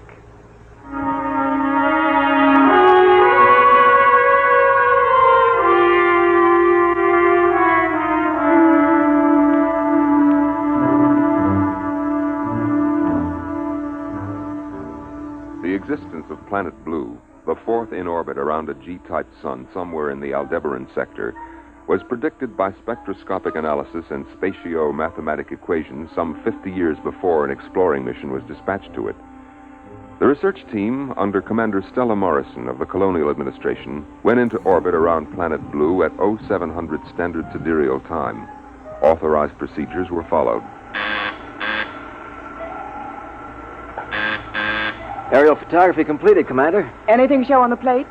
Well, Masterson was suspicious of these lines towards the poles, but the angles seem to be coincidence. They are not artifacts. Glacial faults. Geological survey reports no volcanism. The launch is back.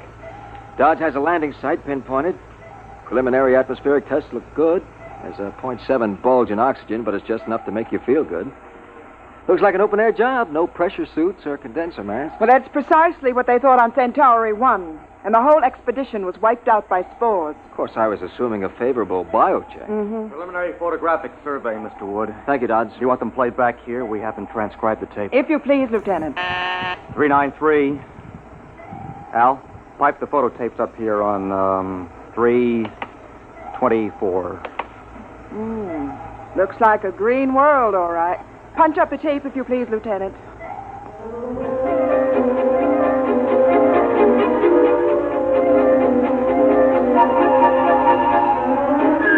All orbital checks proved positive. The atmosphere and gravity Earth normal to 3 places on the Grayson scale. And the exploratory research ship lowered itself by the Meyerson-Lay atmospheric skip method, came into a stalled tail landing just before sunset on a day marked in the logs as planetfall 0. The hatches remained sealed as a 2-mile perimeter was scanned by direct instrumentation. Major Lawrence Hall of Biosurvey reported EEG sweeps to the bridge. Of course, it isn't conclusive. We've run into life forms that didn't broadcast a brainwave at all. The Grylodon lizard on Ganymede. Skull acted as an effective shielding due to a heavy lead constituent in the body chemistry. Major Hall, I am not interested in a lecture on extraterrestrial zoology. Is there or is there not life within the range of your instruments? Well, I'm sorry, Stella. The readings show no electrical brain activity whatsoever, and that covers life down to the level of invertebrates. There may be a few worms turning out there, and unless they're thinking awfully hard about something, we wouldn't pick them up. Well, thank you. I want preliminary drones out for sampling. How long do you think that will take? Well, a thorough job, take about 2 weeks. I have a schedule, Major. How long till you can give me a protective Schedule C clearance? 2 days. And I ought to check airborne spores and microorganisms. Carry on, Major. All right, Stella. I'll let you know if I turn up any, special diseases on Planet Blue.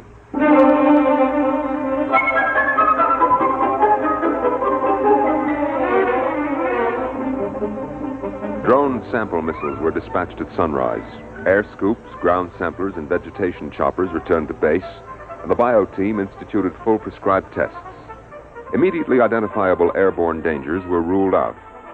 Outside of the possible allergenic action of pollens, Planet Blue was ruled safe for normal exploratory procedures, and the real work of the survey was gotten underway. Here's the morning report, Commander. 4 in sick bay, 3 ordered to light duty. What happened? Well, last night was liquor ration.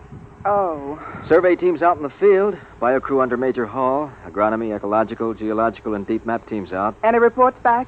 Deep Map seems to think there's petroleum over to the north, and agronomy reports if you dropped a seed in this soil, you'd have to jump back to keep from being knocked over by the plant. Sounds pretty good. Commander, Blue is about as likely a spot for colonization as has been turned up since Harvey's Planet in 27. Well, they'll be glad to hear that in Central. How long do you think until we can send back a clearance? I've checked with department chiefs. They all estimate about 2 or 3 days more until they're satisfied. All except Bio. Why is Major Hall dragging his feet? I don't know. Well, find out. And in the meantime, I'm going to call a staff meeting. Every day we can save on our report is important. If blue is suitable for colonization, I don't want to waste a minute.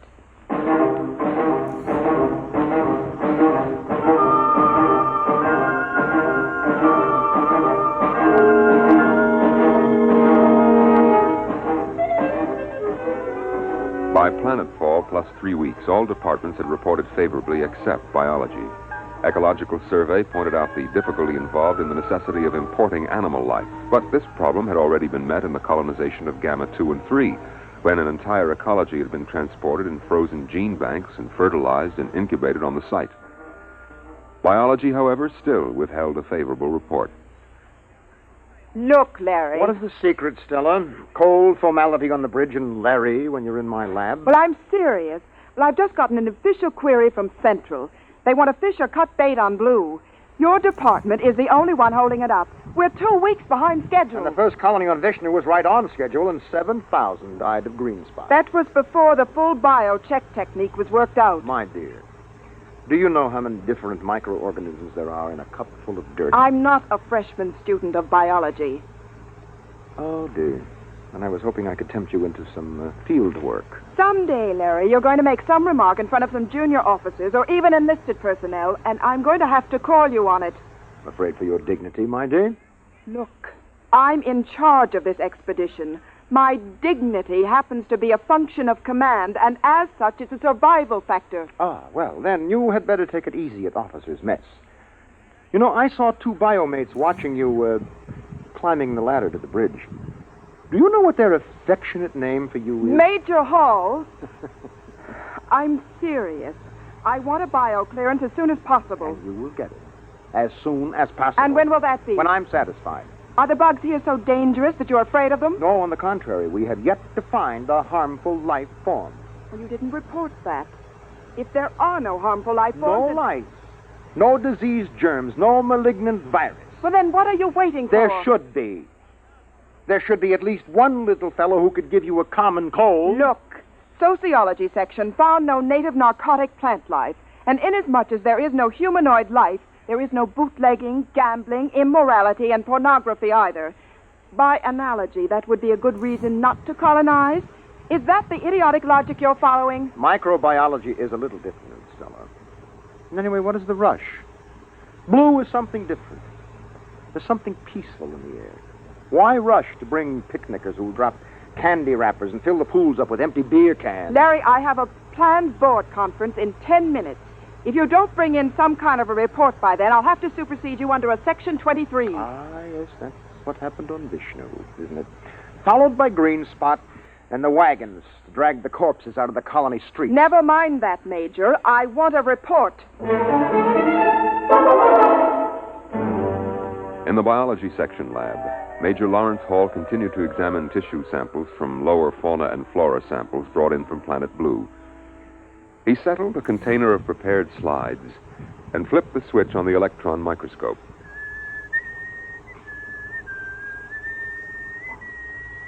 Major Hall slid the first slide on the stage of the microscope and adjusted the focus knob. Come on. Huh, there you are. All right, come on, kid, eat something. The microorganisms, a form of rotifer, displayed none of the characteristics of ferocity and aggression which were normal on several dozen other planets. Presently, however, Major Hall stopped whistling. Inasmuch as the 2 eyepieces of his microscope twisted suddenly around his windpipe and started to strangle him. Ooh. Hall tore it, but they dug relentlessly into his throat, steel prongs closing like the claws of a trap. With a convulsive effort, he managed to break free and fling the microscope from him. Oh, that's crazy. It's better let go of my leg. He kicked the microscope loose and drew his blaster. As the microscope scuttled away, rolling on its coarse adjustment knobs, he fired. The microscope disappeared in a cloud of metallic particles. The plans board of the research team was assembled in the officers' library. Commander Stella Morrison was outlining plans on a detailed aerial survey map. This long, flat area is ideal for the actual city. It has an adequate watershed in the hills here, and weather conditions vary sufficiently to give the settlers something to talk about. There are large deposits of various minerals. The colonists can set up their own factories. They won't have to do any importing. Over here is the biggest forest on the planet. If they have any sense, they'll leave it, but if they want to make newspapers out of it, that's not our concern. Now, all reports are in except bio, and I think that before long we'll be getting... Stella! Major Hall, may I remind you that when the consul is in session, no one is permitted to interrupt... Come to my lab. Look, Hall, if you're not feeling well, you look a little sick. Yes, well, I should be. My microscope just tried to strangle me. Oh? Oh, I see. It almost got me, but I blasted it. But that's not the worst. It isn't? No. The microscope is still there. After I blasted it, I found it under the lab bench, untouched. Look, Major, you sure you don't need a psych test? Well, I don't know. I suppose it does sound a little... You look post-trauma to me. Huh? Oh. Maybe you're right. I'm sorry. I'm sorry. Commander. Put Major Hall on psycho report. I think we'll have to proceed to order colonization here without him.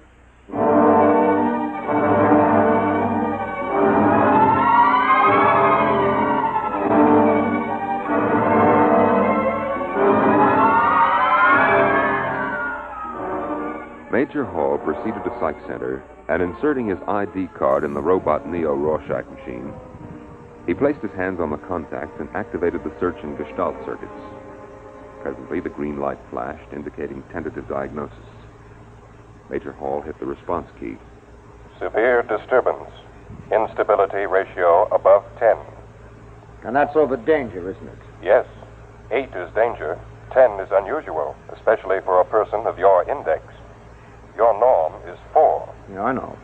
I require more data to determine whether this unusual instability ratio is an aberrant reaction or is normal survival oriented. Well, I can't tell you anymore. It is illegal to hold back information during a robo-psych test. You will deliberately distort diagnosis, which is punishable by 6 months forfeiture of pay and allowances, or such other penalty as a court-martial may direct. Thanks a heap. Now, look, do you record a high degree of unbalance for me? There is a high degree of psychic disorganization, but what it signifies, or its etiology, I am unable to determine without further data. Okay, well, just take a tip from me. Stay away from homicidal microscopes. That is an interesting Freudian slip. You undoubtedly mean homicidal maniacs, not microscopes. This indicates a possible maladjustment in the area of your specialty.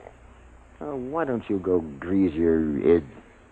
I will consider that suggestion.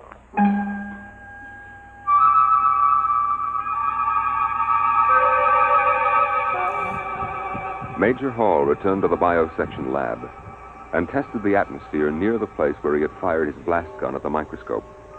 The analysis showed a high density of metallic particles colloidally suspended in the air. In a state of confusion, with an emotional distress quotient of at least 0.742, he stripped off his uniform and entered the shower. Oh.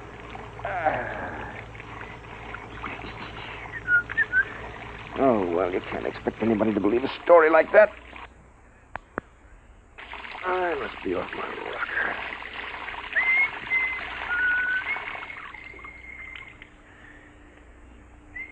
Major Hall stepped out of the shower, reached for one of the towels on the rack. The towel wrapped around his head and yanked him against the wall.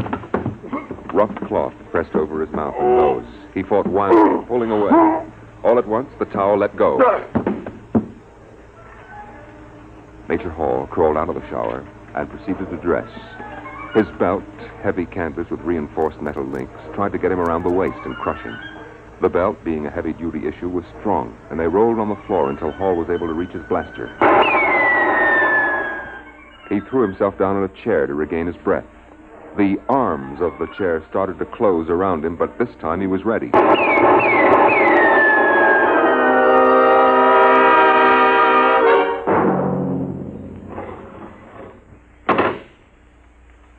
Major, I don't believe you were announced. Look, Commander, Stella. You're armed. You know that regulations I'm sorry, Stella, this is important. Well, what do you want? I have a report here from the robo-psych tester. It says you've hit a ratio of 10 within the last 24-hour period. We've known each other for a long time. Larry, what's happening to Stella, you? I told you. A little while ago, my microscope tried to strangle me. Then when I was getting out of the shower, a bath towel tried to smother me. I got by that. And while I was dressing, my belt... Wood, in here on the double. And I finally blasted that. And then an armchair beside... Yes, Commander. Stand by a moment. Stella, will you listen to me? This is serious. Ordinary objects suddenly turning lethal.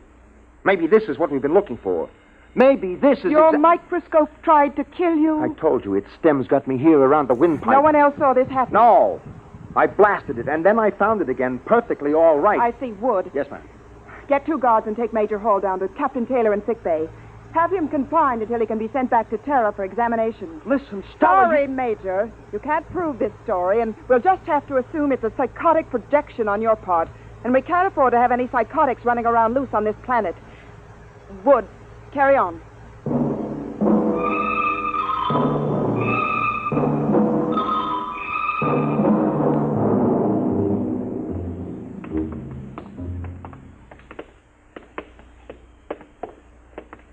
You'll be all right, Hall.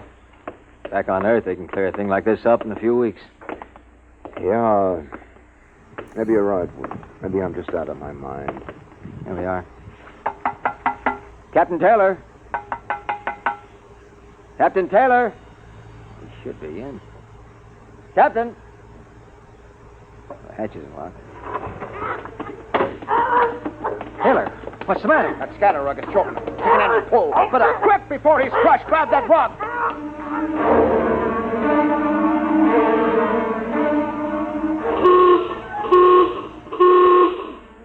Now hear this. Now hear this. General alarm. General alarm. Emergency stations. Emergency stations. Condition red. Sidearms will be issued to all personnel. General alarm.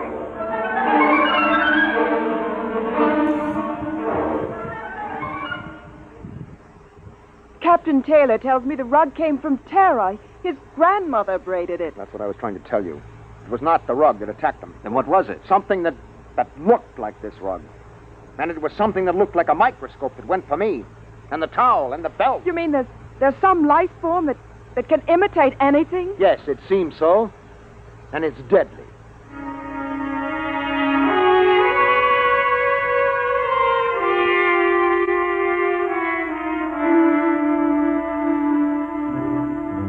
Hey, Charlie, general alarm. Get up out of that sack. Hey, what'd you do with my gloves? Oh. Hey, where'd I get 2 pair? Well, eeny, meeny, miny, mo. 1 pair of gloves is the same as the other. Hey, these gloves are moving. How do you like that? These fool gloves are going for my blast pistol. Charlie, is this one of your crazy electronic gags? Did you rig my gloves? Hey, look out for that pistol! Look out!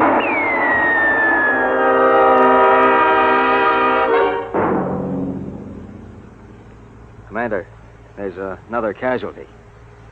Lieutenant Dodds. What happened? I don't know. He seems to have shot himself. Oh, no. Stella, I think that I have something. Dodds is dead. Look, we know that this thing can camouflage itself. It can imitate any object it leans up against. All right, now, listen to this. Larry, we've got This is the answer. It's a tape from Captain Galt. He was out on bio-survey. He had a throat mic on. He was talking to the operator at base. Now, listen to this. Head for home now. What's this emergency about? Hourglass Stella having hysterics? That's funny. I swear I parked my bucket over by those trees. Well, here anyway. Heat up some coffee for me. I'll be in a couple... Yeah, that's funny. There's another bucket over by the tree. Where'd this one come from? Let me out. The thing's stuck. It's folding up around me. Joe, get a squad out here. Joe. That's it. out. It's digestive fluid. Get somebody out here before... This transmission just stopped. All right, now we're up against some organic form of life, and there should be some way to destroy it. We've already blasted a few, but we don't know how many more there are. Maybe it's an infinitely divisible substance, some kind of protoplasm. We've had over 12 casualties reported, and there's still 5 teams out in the field. All right, it's a lethal life form. Now, that explains why we found everything else harmless. Nothing could compete with this. We have mimic plants of our own, the twisty slug on Venus, but nothing that goes this far. It can be killed, though. You said that yourself. If it can be found. You can't tell. Clothes, rugs, drapes, chairs. We can't tell which is which. We've got to try to find some poison, some spray that will destroy them wholesale. Oh, no. What's the matter? In the corner. I never noticed 2 briefcases over there before. There was only one, I think. How are we going to know? Shortly after the final casualty report of 30 dead and 12 wounded, Major Hall sealed off the bio quarters and moved in with a team from Chem Section, all dressed in corrosive-resistant suits. And I'll make sure that you've got a tight seal on the neck joint. What are you going to do, Major? I've got a combination of hydrogen and arsenic under pressure, arsine gas. That'll give us an idea of how much they've infiltrated. Arsine is deadly to humans, so check your helmets. Now, Sergeant, I don't want any panic blasting. Arsine is inflammable. All right. Release the valve.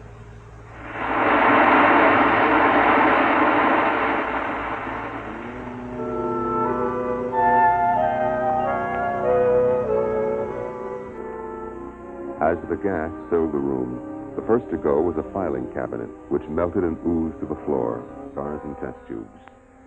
The lab was sealed off and a meeting held in Commander Morrison's quarters. Well, it's protoplasm, all right. You could see that when the mimic shape melted. They're just as big as your hand. They resemble the simple unicellular protozoa. They're gigantic in size compared to microorganisms. Can we spray them? Arsine disturbed them, and I suppose enough might kill them. But we haven't got that much. We can't flood the planet.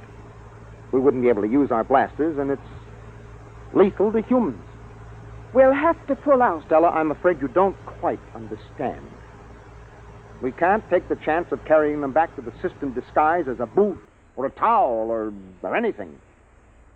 And they seem to multiply by binary fission. It wouldn't take long to overrun Earth and the rest of the system. If we stay here, they'll pick us off one by one. We could have arsine brought in or some other poison, but that would destroy most of the other life on the planet along with it. Then we'll have to burn the planet clean. Wood? Yes. Set up a call to system monitor. I'm going to get the unit off here out of danger. After that, we can work out the best way of cleaning off this planet. You run the risk of taking them back to Terra. Can they imitate higher life forms? Can they masquerade as humans? Apparently not. They seem to be limited to inorganic subjects. Then we'll go back without any inorganic material. But our clothes, they can imitate the synthetic fibers, belts, gloves, boots. We're not taking our clothes. We're going back without anything at all. Oh, I see. Get me a beam to central monitor immediately.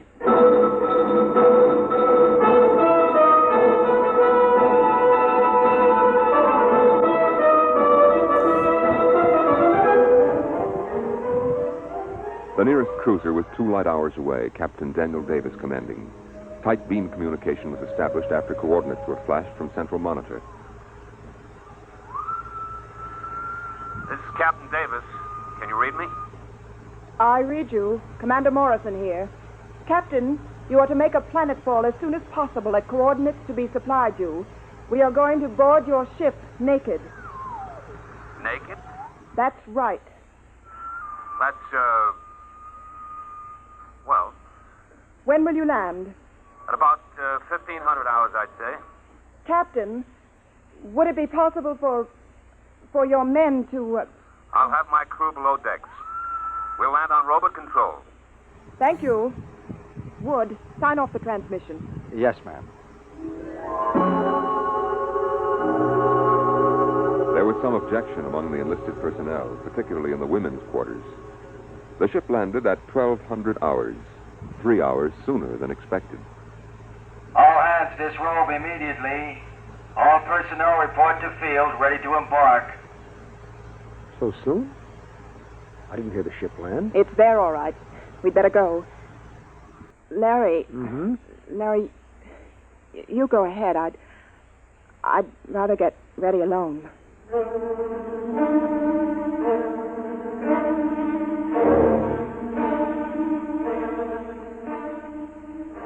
Parked in the center of the landing field was a cruiser, its hull pitted and dented by meteor strikes.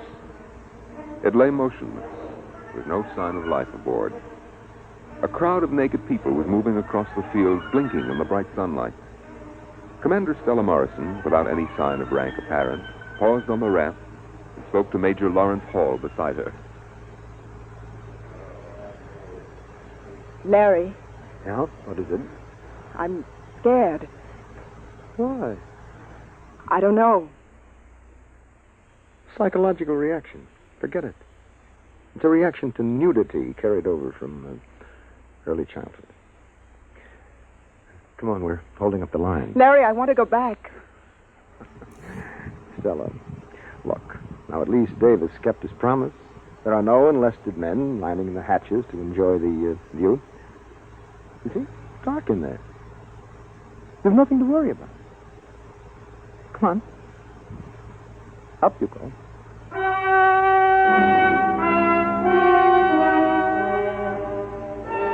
The last of the research team filed into the interior of the ship, and the hatch closed behind them. At exactly 1500 hours, Captain Daniel Davis landed his ship in the center of the field. Automatic relays opened the main lock hatch and lowered the ramp. Davis and his staff sat in the control cabin waiting. Well, how do you like that? Where are they? Well, maybe the whole fool thing is a joke. We've waited an hour already. They waited. And waited. But no one came.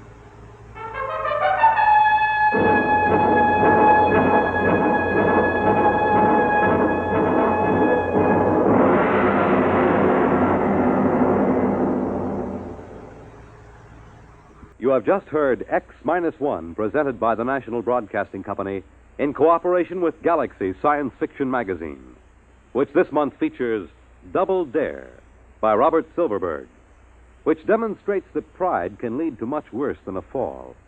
It can put a man out on a limb and keep him there. Galaxy Magazine, on your newsstand today. Tonight, by transcription, X-1 has brought you Colony, a story from the pages of Galaxy written by Philip K. Dick and adapted for radio by Ernest Kenoy. Featured in the cast were Frederica Chandler, John Larkin, James Stevens, Larry Robinson, Bill Quinn, and Alan Bergman. Your narrator was Norman Rose. Your announcer, Fred Collins. X-1 was directed by Daniel Sutter and is an NBC Radio Network production.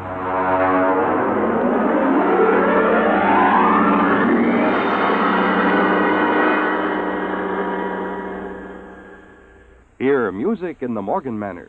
Russ Morgan, live weekday mornings on NBC Bandstand.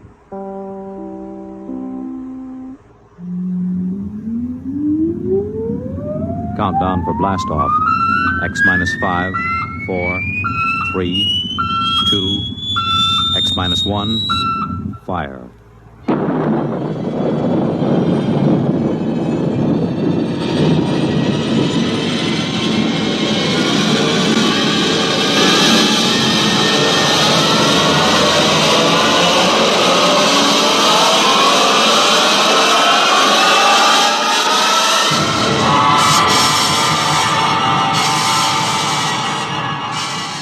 From the far horizons of the unknown come tales of new dimensions in time and space. These are stories of the future, adventures in which you'll live in a million, could be years on 1,000 maybe worlds. The National Broadcasting Company, in cooperation with Galaxy Science Fiction Magazine, presents X-1.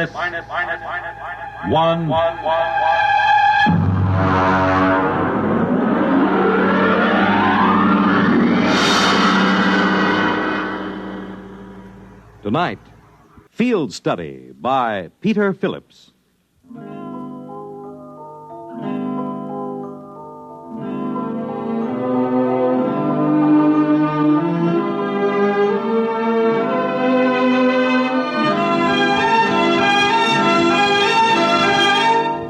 You might put down that newspaper for just a minute, Frank. Oh, of course, dear. See, this is good coffee, honey. Now, what is it going to be? That's what I want to know. Overtime or that big night out you promised me? Well, I just can't say for sure, honey. I'll phone you during the day. Look, you've been working on that Mitchell embezzlement for 3 months, day and night. Now that it's over, I think you'd want to celebrate. Well, I do, dear, I do. But I don't know just what this new assignment will involve. Oh, this is it. This is absolutely the end. You can change your job or change your wife, Frank. Oh, no, I thought I honey. married a man, not an accounting machine.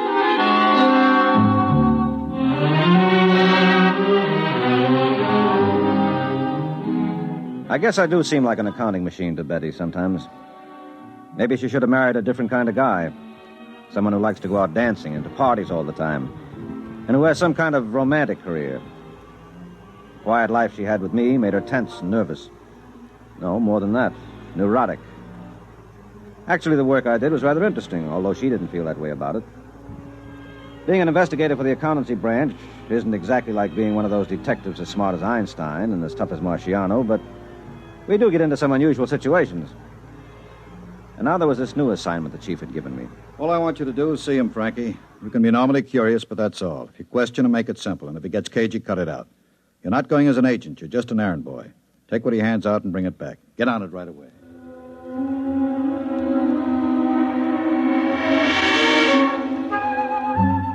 Although I got there early, the waiting room was filled with about 40 people. 40 people who seemed to have everything from Parkinson's disease to muscular atrophy. In 40 years, I'd never had anything wrong with me but a postnasal drip, but I was prepared with the symptoms of an obscure ailment. I didn't have an appointment, but I had hardly sat down when the receptionist came over and ushered me into the office. I'll be with you in just a moment. Please sit down. Well, thank you. This is good of you, Doctor, but I was perfectly willing to wait my turn. Well, I'm entitled to use my own discretion. You're an interesting case. And please don't call me doctor. In the healing profession, that title's reserved for those who have taken the Hippocratic Oath. My name is Trancor. Mm-hmm. You said I'm an interesting case. How do you know about my case? You've never seen me before. My receptionist has intuitive diagnostic ability. Now, what are your symptoms? It seems you should be able to tell me. Well, let's say the recital is part of the treatment. But if you'd rather not bother, just take this capsule in water. But this is ridiculous. How do I know? You don't. I make no claims. You can take the capsule or leave it. How many tokens, how much money do you have with you? Now, listen, Doctor. No, I'm not a doctor. How much? Oh, about $50, I suppose. Well, give me $25 for the capsule, which you take on faith. If you take it, well? All right, I'll take it.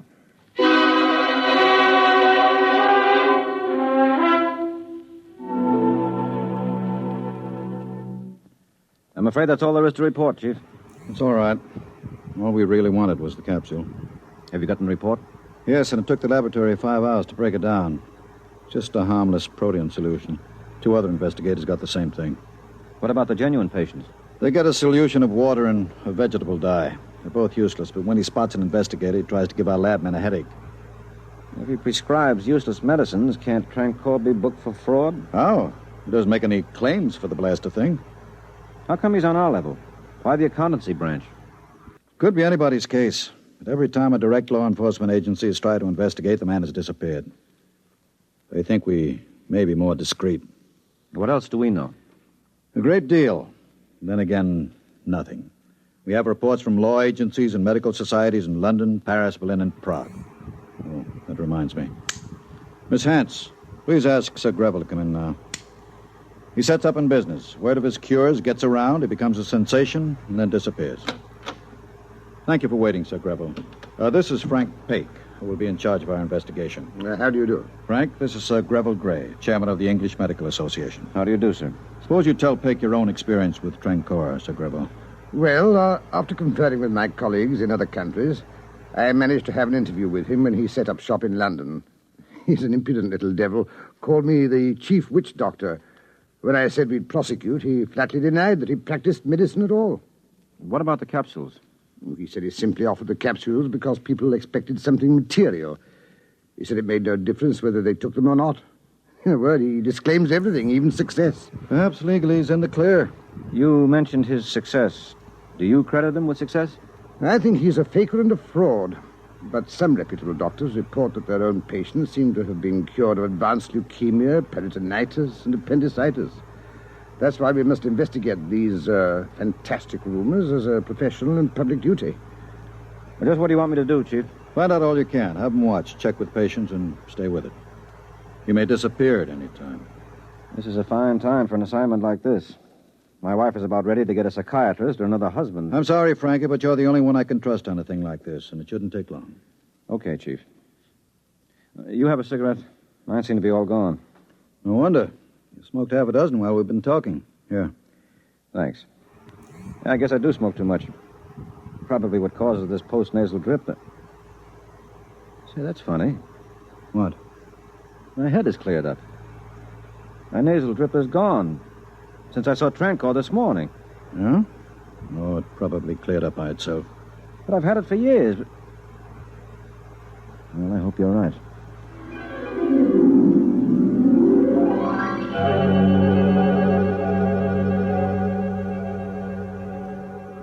Oh, look, sweetheart, I know I practically promised, but I can't make it tonight. I've been hearing that over and over.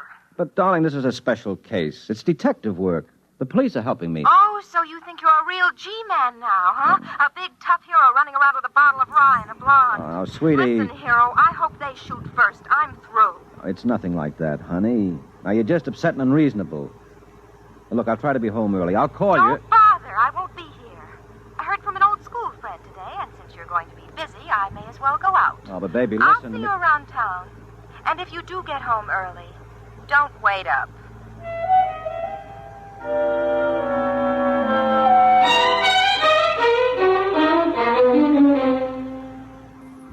I was alone in the office all evening, thinking about Betty, thinking about Trancor. I remembered Betty's crack about a bottle of rye, so I called the liquor store and had them send up a pint. Every now and then I got a call from a detective saying they were still watching the office. Then there was a call from another detective saying that he had picked up Trancor at the entrance of the office building and trailed him to a hotel just off Broadway. I took down the number and was about to leave when the first detective called again. He said they were still waiting at the office door and that there was still no sign of Trancor. I didn't try to explain. I didn't want to think about it. What could I say? That he flew out the window? I took another drink of rye and went to the hotel. As I got there, a figure came out of the building. I wasn't sure, but I followed him. Good evening, Mr. Pake. How are your nasal passages? Fine, thank you. Yes, they're better. Walk with me, won't you? But first signal your policeman that he needn't follow us. All right. All right, now tell me something, will you? Am I mad? No, you're more sane than most. Your higher critical centers are momentarily dulled by fatigue and alcohol, giving full rein to your intuition. An endearing quality when allied with imagination. The saving grace, indeed, of your race. You're from India, aren't you? Trancor is a good Indian name. Incidentally, fatigue is a disease. Now, don't cure me. I don't want to wake up. Let me close my eyes a minute. Are you still here? Did you expect me to disappear? I could quite easily, by convincing you of my non-presence, as I did when I walked past those men outside my office. Don't you want to ask me some questions? Maybe I do, but why do you want to answer them? Well, you figure I'm harmless, huh? Like my wife does. By no means. If I went about to conclude my own particular investigation, I would say that you were most dangerous to me. Your imagination is quite highly developed. You know, all of a sudden, I'm not drunk at all anymore. And I need a drink. Come on, let's go in here. Very well.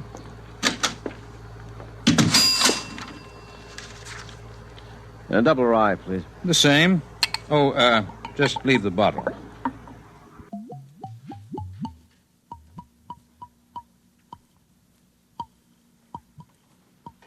Ah, that's better. I was thirsty. You drank half the bottle. I make sure to eliminate the poisons in the alcohol, thus the toxic effects. As a rule, I don't drink, but when in Rome... Wait a minute. I remember reading a story once. You're from the future. Your imagination deserves something better than comic strips to work on. It's fascinating, but depressing to see science negated by superstition. Your concept of time is the greatest superstition. Well, now let's go back. You did cure my postnasal drip, didn't you? The infection was cured by your body. I helped. I can't tell you how unless you have 500 years to spare. Well, I don't. I haven't got 12 hours to spare. If I'm to save my job, my reputation, or my wife. I do need some answers to a pretty lengthy questionnaire. Who, when, what, why, and where. You're convinced I'm a telepath? Well, aren't you? Not in your sense of the term. When you came into my waiting room, I knew you were not there as a patient. Your presence was in disharmony.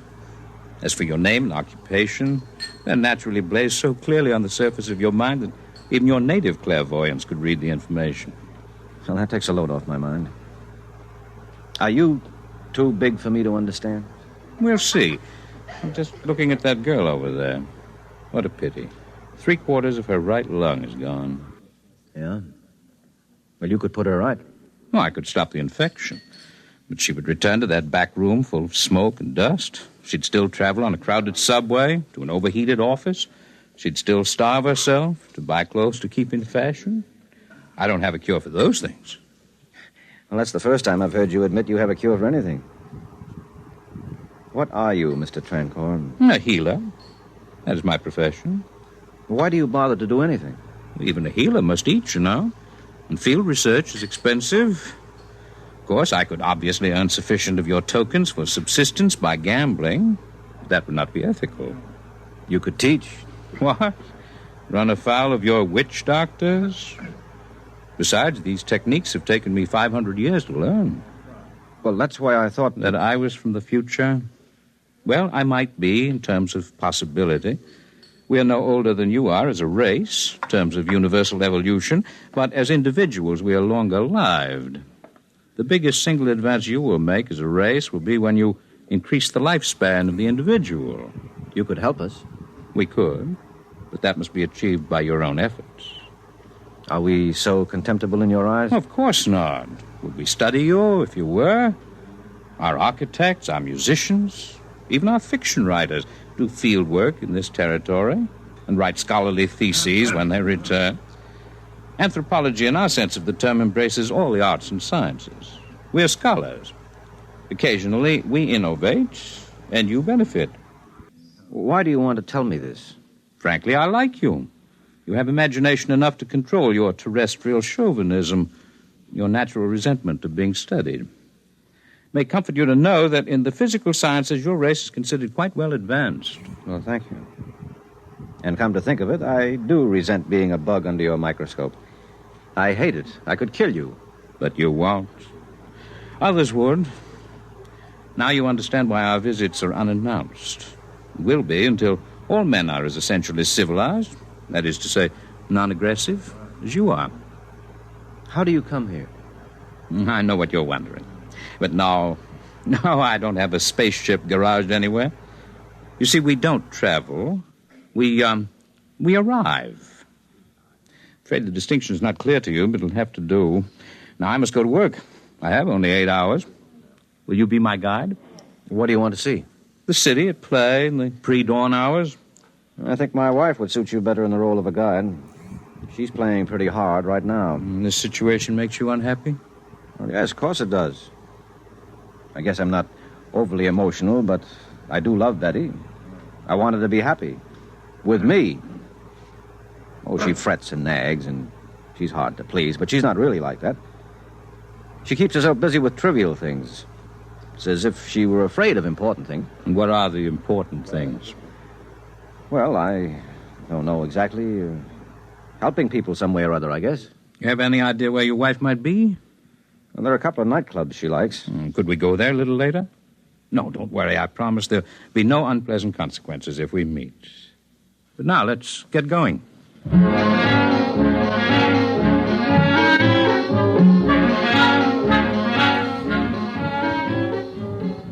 We made the early morning rounds of Manhattan. The bars, nightclubs, penny arcades. We played a pinball machine, and I watched the steel ball hit the prize number 25 times. We quit bowling after his second straight 300 game, and I didn't even bother to pick up a cue in the billiard parlor. Then we went to the Clover Club, where I saw Betty at a table in a low-cut evening gown. She was sitting with a big curly-haired guy who looked like an ex-football player who was wearing shoulder pads under his jacket. You see her? Yes, there she is, in that practically non-existent dress. Would you consider me uncivilized if I poked that big dope in the eye? Let's go over. And remember, you're not altogether without blame in this development. You make insufficient allowance for her. You're reasonably well adjusted. She is not. Hi, Betty.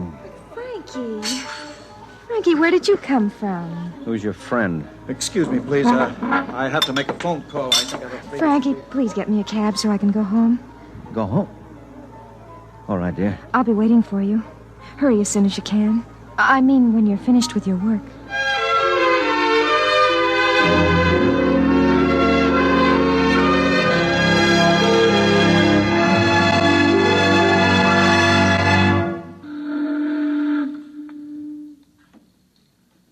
It's beautiful here, watching the lights on the river. How do you feel? My head is clear, but I'm a little drunk from the neck down. It's like a dream. I wish sometimes I could escape reality so easily, by imparting to it the patina of a dream. You can all do that.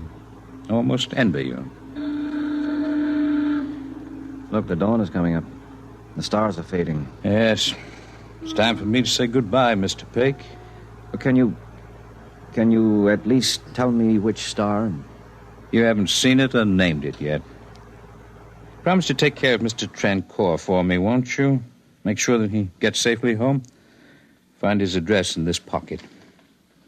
Goodbye, Mr. Trancore. Yes. Goodbye.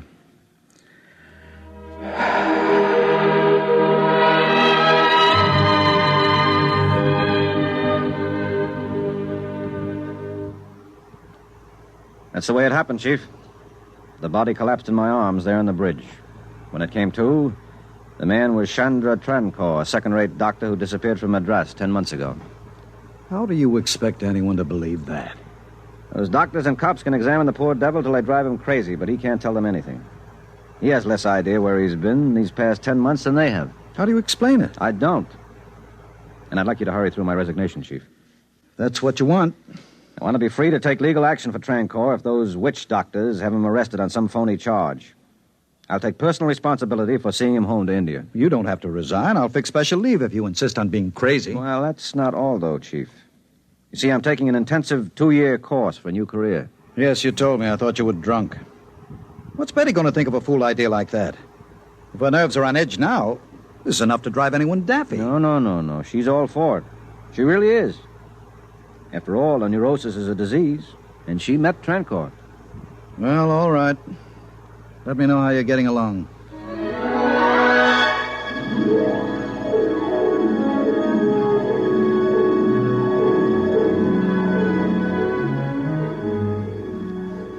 A letter from Pake, Miss Hance. From the Mabello Medical Mission, Upper Congo. It's been 3 years since we heard from Pake. This is probably the most backward tribe mentally and physically in all Africa. Some trouble with the witch doctors at first, but they're beginning to trust me, with Betty's help. The women here love her, and she finds the tribal customs fascinating. Watch out for my name in the Anthropological Review.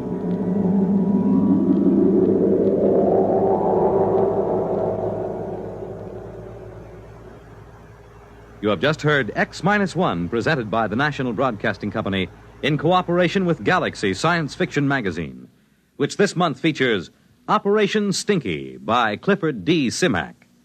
What is man's best friend? The answer was so vital that every possible resource that could be found had to be poured into this one great project. Galaxy Magazine, on your newsstand today. Tonight, X-1 has brought you FieldStudy, a story from the pages of Galaxy written by Peter Phillips and adapted for radio by Jack Wilson. Featured in our cast were Terry Keane, Les Damon, Santos Ortega, Alfred Shirley, and Kermit Murdoch. Your announcer, Fred Collins. X-1 was directed by Daniel Sutter and is an NBC Radio Network production.